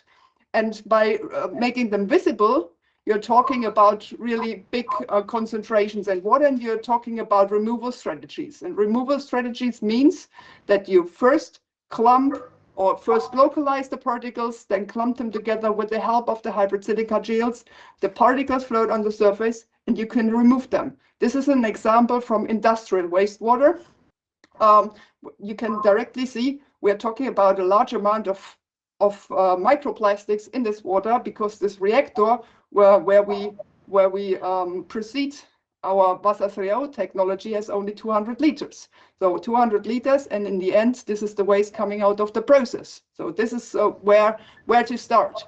And following a detect, remove, reuse strategy, we can directly implement solutions. And we're not talking about building a huge plant. We're talking about implementation in rental models, making feasibility studies showing industries and wastewater treatment plants how a significant reduction of microplastics in their wastewater stream could look like in the future, and then start implementation. And this is, and we're not only talking about CO2 footprint, global warming potential, we are talking about a sustainability upgrade. We're talking about taking into account that we have water, energy, CO2 footprint, resources, and waste, that we are talking about all the aspects which needs to be improved when you really want to set a sustainable process in the end.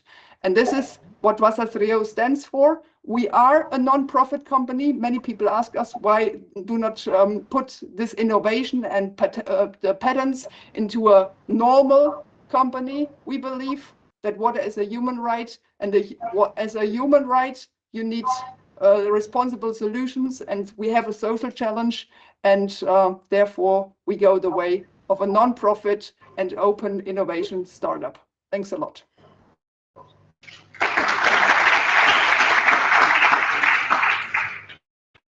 This is how top 100 women entrepreneurs sounds like. So congrats, Patrick. Very proud of you. So that's your achievements.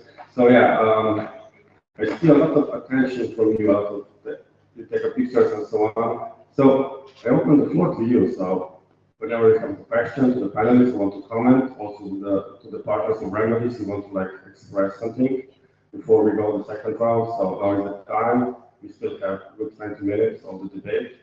So please free to raise your hand and I will give you the word. So for the second round, I will give first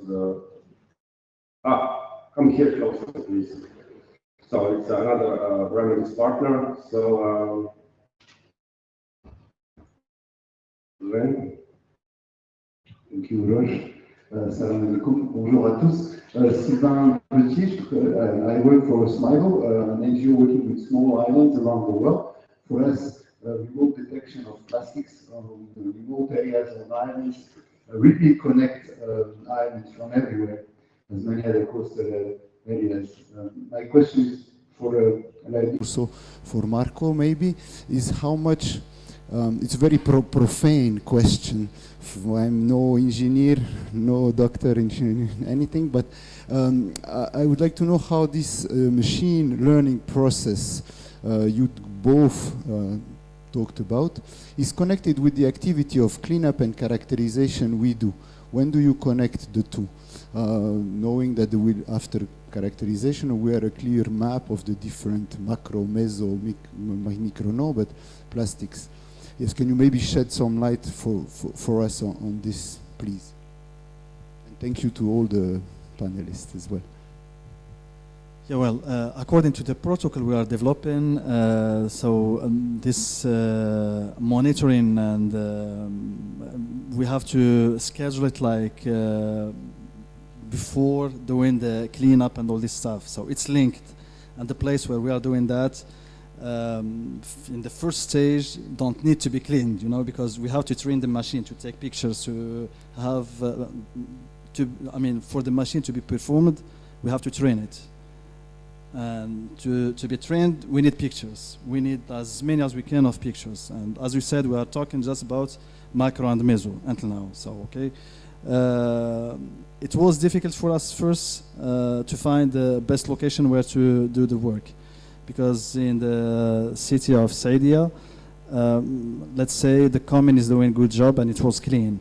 Until we found this l'embouchure. And it was a mess. I mean, that was the worst point, and what we saw there, it's for me, for all of us, was surprising in terms of pollution. But we were on the same time happy because that was the best place to work, you know, and to get pictures and to get more and more data. So this is how we are seeing things. Yeah. Thank you. I also want to point out that, for example, drone technology with AI machine learning, automatic of litter recognition is important to understand, to prepare you what you'll have to do for your cleanup. It's like a spoiler for the movie. No? You before arriving to the beach, you already know the density of litters and also which are the zones where you have to focus more for the cleanup. Then obviously the technology also helps you to more quicker characterize the type of litters, the amount of plastics or other type of litters. And after the drone, where you are there, and you can use our Remedies app to make the scientific counting of litters, then this will help you in the next years to understand if the amount of specific litters are increasing or decreasing, so if the situation is going better or worse, but also to try to identify where the source of the litter is. Like, for example, like Antonio said before, think about of the sea currents, winds that can cause the pollution on the beach. So the technology support your activity to make it more performant, more precise. So the question that when you will respond to the question from the audience, you know, just try to also envision what are the trends. So we are showing all the technologies, but you want to remove plastic or the plastic pollution, we call it. Plastic itself, it's a good material. So should we do it 10 times to clean the beach or just once? So what's the next step to be used for this technology? So what the project of Remedies is also doing is providing these technologies also to the legislators. So to have some rules, what to do, what not to do, what's good, what's bad. So we have another question from the audience. So Andrea. Thank you. Assalamu alaikum. Dear Katrin, I have a question for you. Thank you for your presentation. I love the work that you do. I have basically, let's say, more questions, but I will stick to 3. So for your industrial implication or usage of your technology in industry, do you hear me? You froze. Katrin?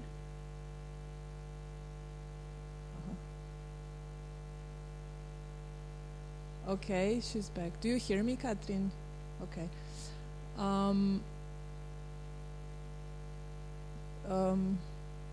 It's not working.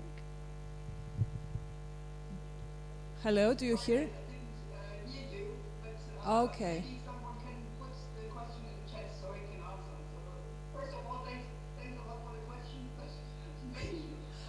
I can repeat, Katrin. I can repeat. Do you hear me now? Okay. Okay. Then I will ask you for the industrial application of your technology. What types of industry have you considered working with? And for practical, what's the price range to install this into the factory itself? And then another question is with regards to wastewater treatment. Directive will be soon revised in order to reduce the microplastic pollution in the wastewater outflow. So do you expect like major decrease with microplastics coming from that directive change or no? What do you expect from the new directive for wastewater treatment?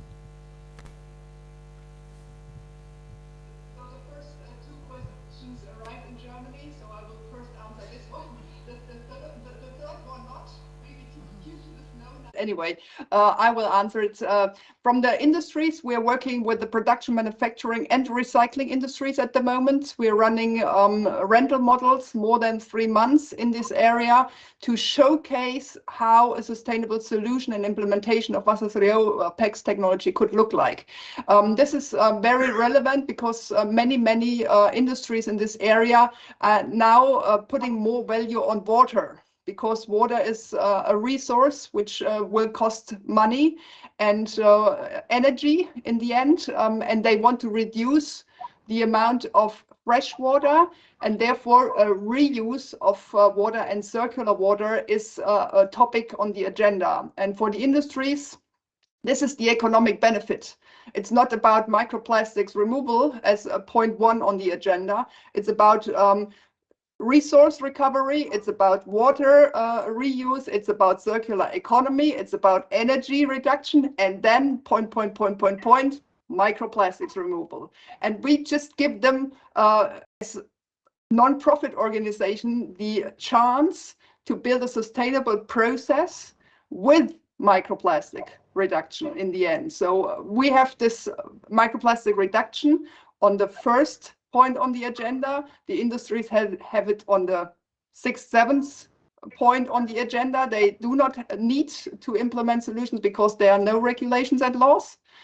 They are free to just release their waters to the wastewater treatment plant. But with our help, we protect, on the one hand, the wastewater treatment plant for high amounts of microplastics. And we give the industries the economic benefits due to saving money through environmental protection. And this is kind of entry we focus in the future and now especially, and we want to get more and more industries on this agenda and get more and more industries into this new routes of sustainable process design. So for the industries, this is the entry path. I didn't get the third question about the wastewater treatment plant, but maybe I have something in mind which could be the question. I don't know. Please correct me. So for the wastewater treatment plants, it's always about protecting the water flows. So if we are able as a society to reduce the amount of microplastics and micropollutants going through the wastewater treatment plant, we have to take this. If the industries can protect the wastewater treatment plants by reducing their amounts of pollutants released to the wastewater treatment plants, they have to do this. So we have this consumer responsibility on the one hand, and we have polluter pays principle on the other hand. And the wastewater treatment plant is the point where everything comes together, but it's not the start of putting a solution into the wastewater streams. The start is in the production, manufacturing, and recycling area. And this has to be communicated all over the world. So it's not only about putting everything on the head of the wastewater treatment plant. They have limitations. They are running more or less on full power, full energy to reduce the amounts of the standard wastewater they get from the households, they get from the tourism, they get from the industries. But the more they get as pollutants into their wastewater treatment streams, they will come to the limit. And building a new wastewater treatment plant, we're talking about millions of euro invest. Putting a solution of Wassersrio, and this is the second question, which I would like to answer in the end. Putting a Wassersrio solution into a wastewater stream in the industries means that we are talking about 100,000 invest. So the ratio is the deal in the end. So if you have a solution, getting out all the economic benefits, 100,000 euro is not an issue. But for building a new wastewater treatment plant, you have a society and political aspect on the agenda. Thank you, Catherine. So just to flag out, so all the technologies, your remedies are replicable, scalable. It means that they're for sale. Remedies is just the side showing the opportunity to do so. I also see a lot of students from the universities, like question, comments. We would like to have your feedback. Also, you can say.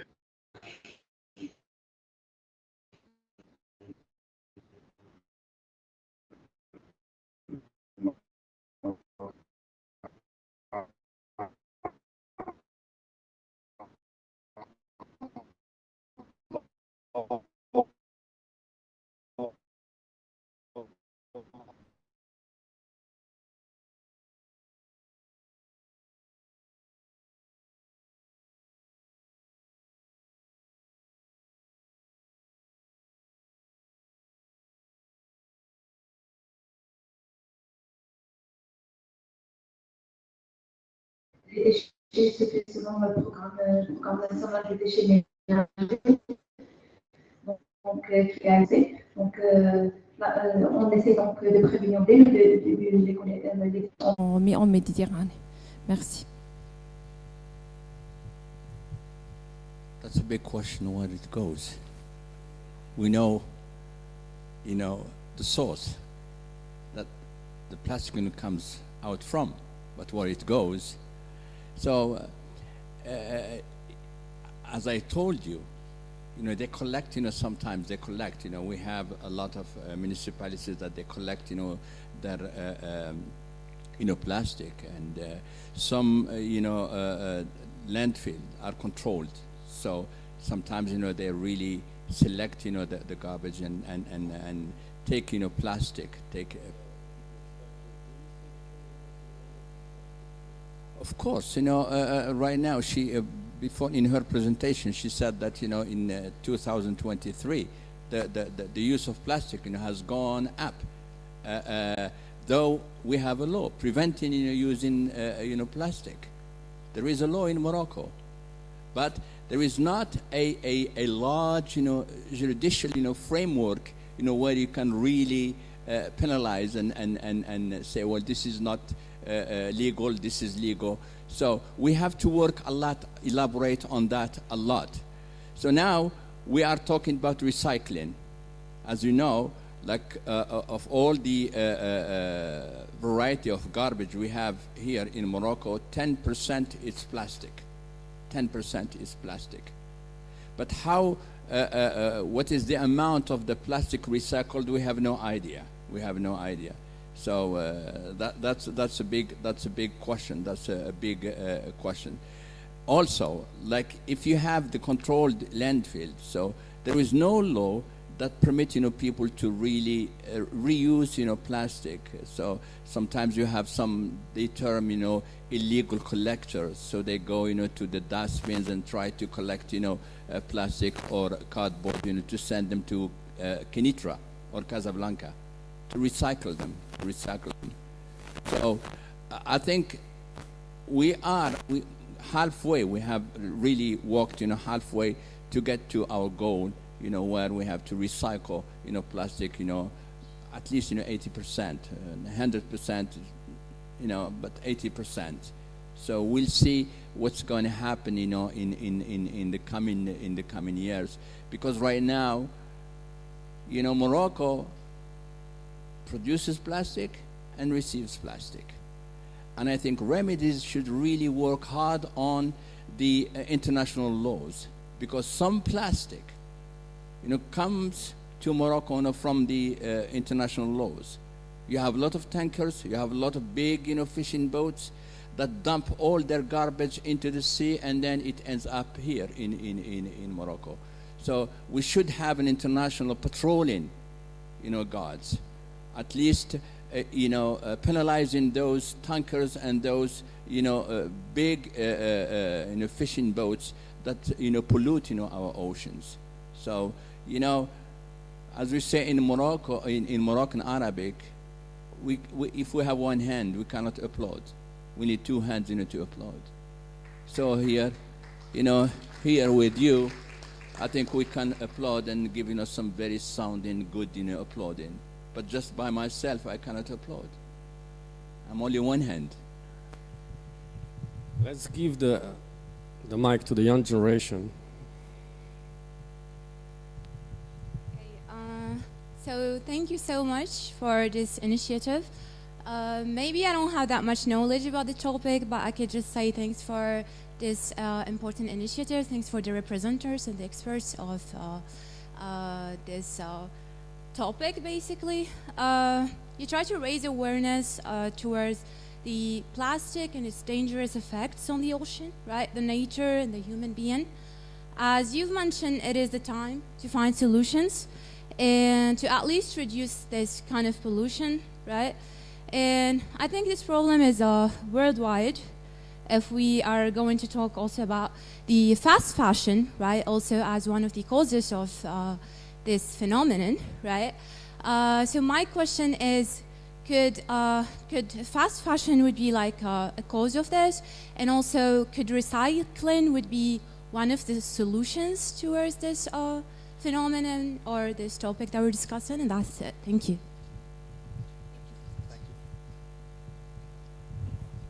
Thank you. You can tackle this problem from two sides. One is to reinvent the design of the clothes, so they can be the fabric can be then reused or something like that. So, but yeah, I will give the option to answer to Maria and Antonios, because it's related also to you, because you find a lot of stuff there. So please, maybe Antonios first to comment on and. Yes, so I'm not an expert either in fast fashion industry or textiles, but what we see is that sometimes in the sea, especially from touristic boats or, you know, from people swimming, a lot of clothes may end up in the water, and indeed they break into smaller pieces. So we find microplastics that comes from fibers, but there are more experts into the fibers, you know, sector to speak from the Remedies Consortium. What we can say from the raising awareness part of things, of course, talking about this sector of pollution as well as all the other ones like single-use plastics, it's very important and it's not something to be dismissed, but I don't have anything else to add apart from that. Thank you. Okay. I had a quick comment. I come from Italy, that is famous also for fashion, and I can point out that nowadays 60% of textiles are synthetic. So the synthetic textiles that basically comes from polyester, that is PET, are becoming trendy, more trendy every year, and this is becoming, as you mentioned before, a problem, a big problem.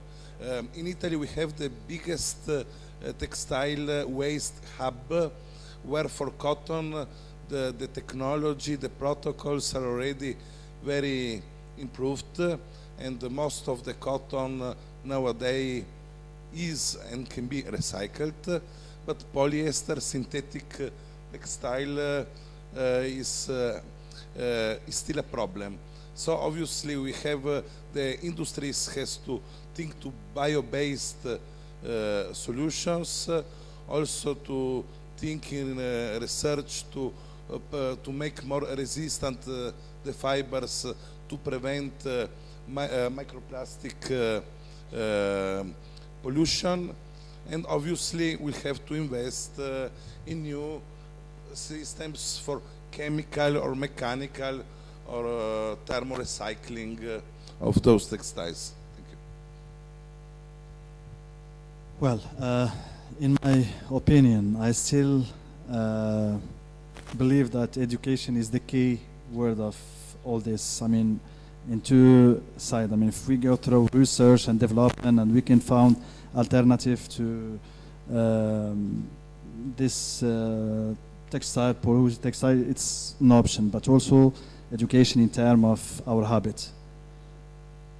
I mean, it's a big economy. You cannot just tell to people, don't sell. I mean, fashion is a huge economy with millions of dollars. And I think it's in our side, the way that we are behaving, the way that we are buying our stuff will make change in the end. Another question from the...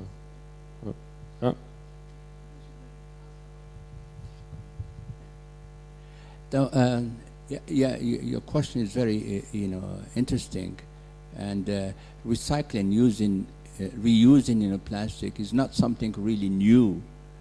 Katrina, may correct me if I'm not wrong. Like in the 30s, in Germany was the first, country that reused, some garbage and put it in highways, in highways and roads. So that was in the 30s. And also in Morocco, we have small businesses. Too bad, they don't have any financial support, like transforming, plastic into tiles and, to make pavements. So, but they are very, very, small. And I think, Morocco has really, it's an opportunity now to help, those people to reuse, plastic and create, like, tiles and, but still, I'm totally believe that this is not a sustainable solution. This is something occasional. But like if we think, of something really sustainable for me as an ecologist, abolish plastic. So that's my objective. That's my objective. I know the industries hate me. They don't, like, this message. But we have to go back, to our ancestral behavior. We have to use nature in a very, very rational way to, make our own baskets, our own baskets.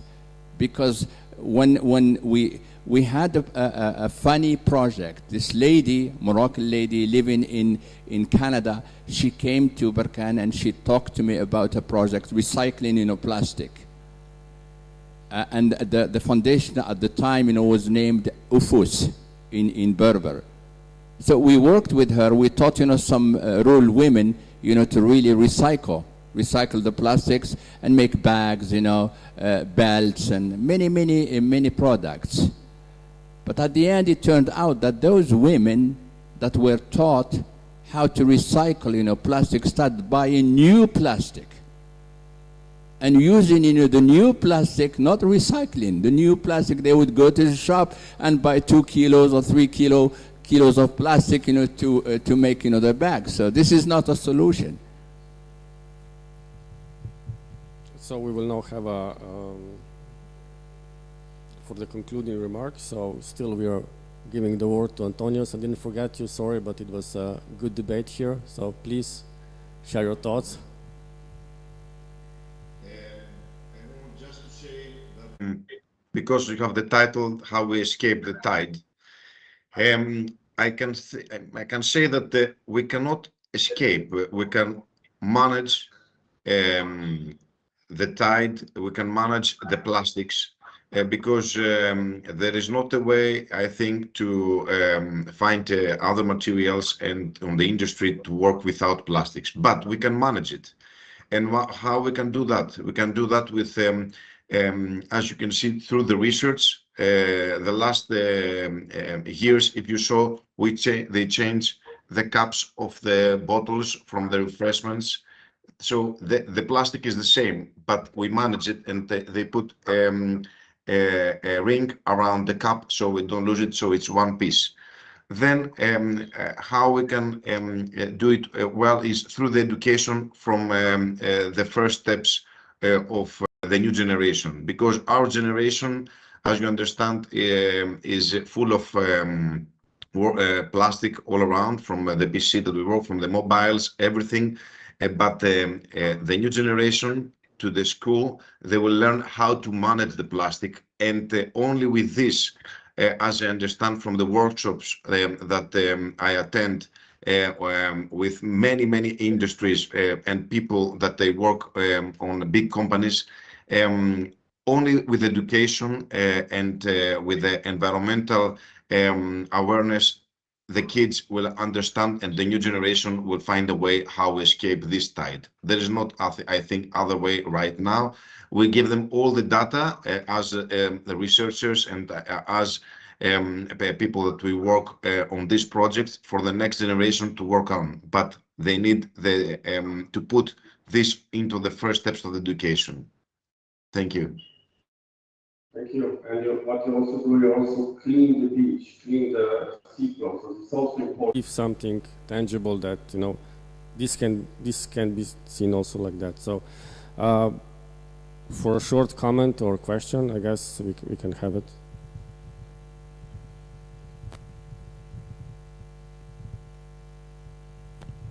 Assalamu alaikum. Good evening. Shuai Mohammed, Association of Vadela, Ujda. My question is for Mr. Bashiri. As a defender of nature, especially in the eastern region of Morocco, you are famous, you are. But I have an observation, remark, that for 20 years that you work in this field, we notice that no good result of nature, of defense of nature in the especially in Berkane, Saidia, etc. Because the problem of Fadiza has destroyed all. We know 75% of nature and trees. Lots of trees had been cut for material, if you work, or pockets for material, for money. But nature is destroyed in this area. The beach of Saidia is good, is new, without any problem, because another association in Rabat work on this field. And I think the Council of Berkane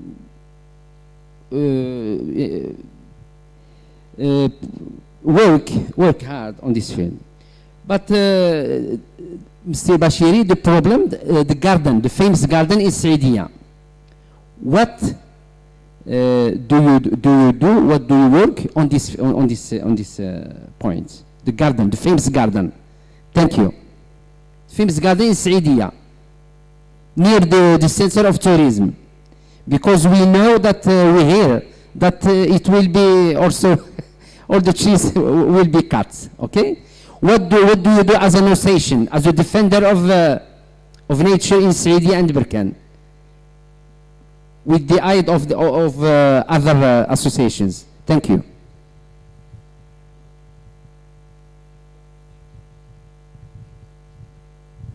Comment? Well, not 20 years, 40 years of my life, have been devoted, to nature. And, we are not magicians. We are just human beings. Sometimes we fight, we lose. Sometimes we fight, we won. So there is no answer to make you sure that, you know, I'm going to protect this tree forever. No, you always have surprises, because when you are not involved directly into the preservation of the environment, you know, the problem is sometimes we work with ghosts. The night you can see them, during the day you don't see them at all. So we have, in fact, done a lot of work. So thanks, you know, to the work, not only my association, the association, you know, the associations of many other people. Now you have Muluya classified as Ramsar, thanks, you know, to the work, you know, of the association, civil society. Next week they are going to classify the Beniznessen, the mountains, into national parks, thanks, you know, to the civil society. So we work, you know, we are just volunteers. You know how many times I have been, you know, introduced to the court, to justice? Many times, even with Fadesa. They took me to court. The government itself, you know, took me to court, because I was trying to defend, you know, what I believe. What I believe, it's something, you know, it's my duty. It's my duty. But to tell you that, you know, I'm 100% right. Yes, I mean, I'm just a weak human being. You know, sometimes, as I said,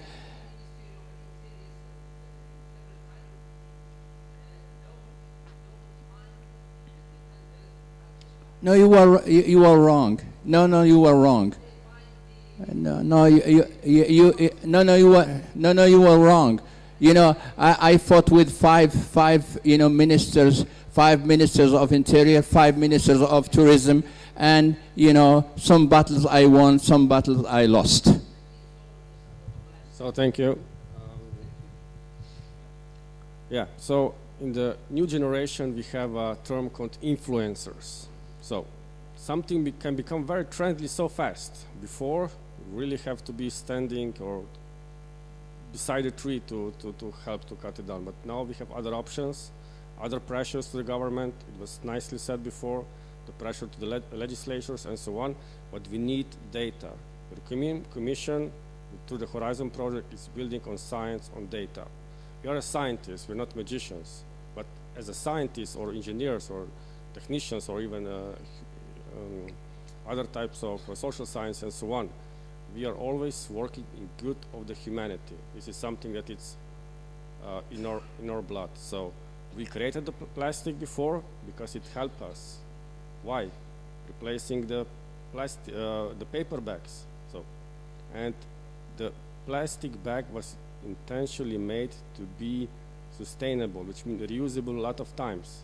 And what we did, being that successful that we produce it millions of plastic bags per second and make it so cheap that no other material can compete with it. So if we want to find a solution, we cannot replace plastic because it's so cheap. So it's our conscious decision with everyday life like this. It's an event that, you know, it was good that Aladdin, you know, I didn't ask him to do it. It was like in his mind that this is something that it's good. And also, I also asked him, is water here drinkable? It's very important that you also protect natural resources. And he told me, yes. I'm very happy to hear this. So with that, we are on time, so I would like to conclude this panel. Thank you all for your contribution. Thank you all for attendance, and see you next time. Good luck.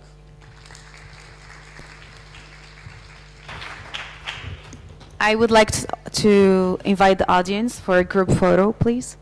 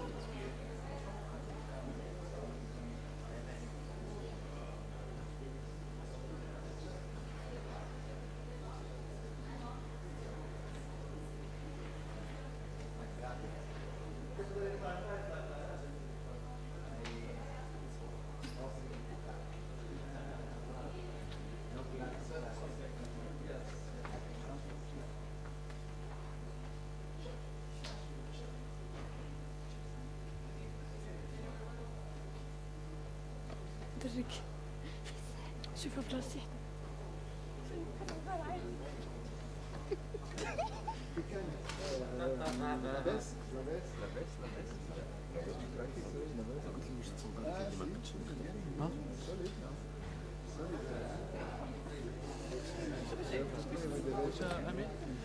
له واش تقدر تخطف من الصور فيديو My mistake. Did you?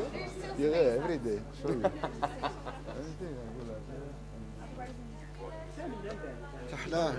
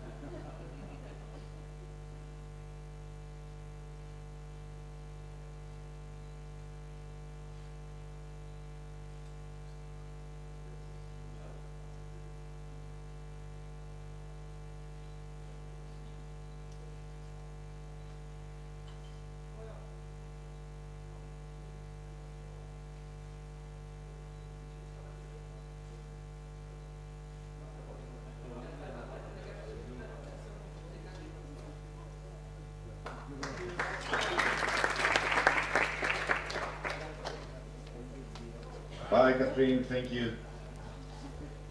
Thanks a lot. Have a nice day. Bye-bye. You're welcome. Bye. Thank you. Bye, Catherine. Thank you, everybody. Thank you, Adobe.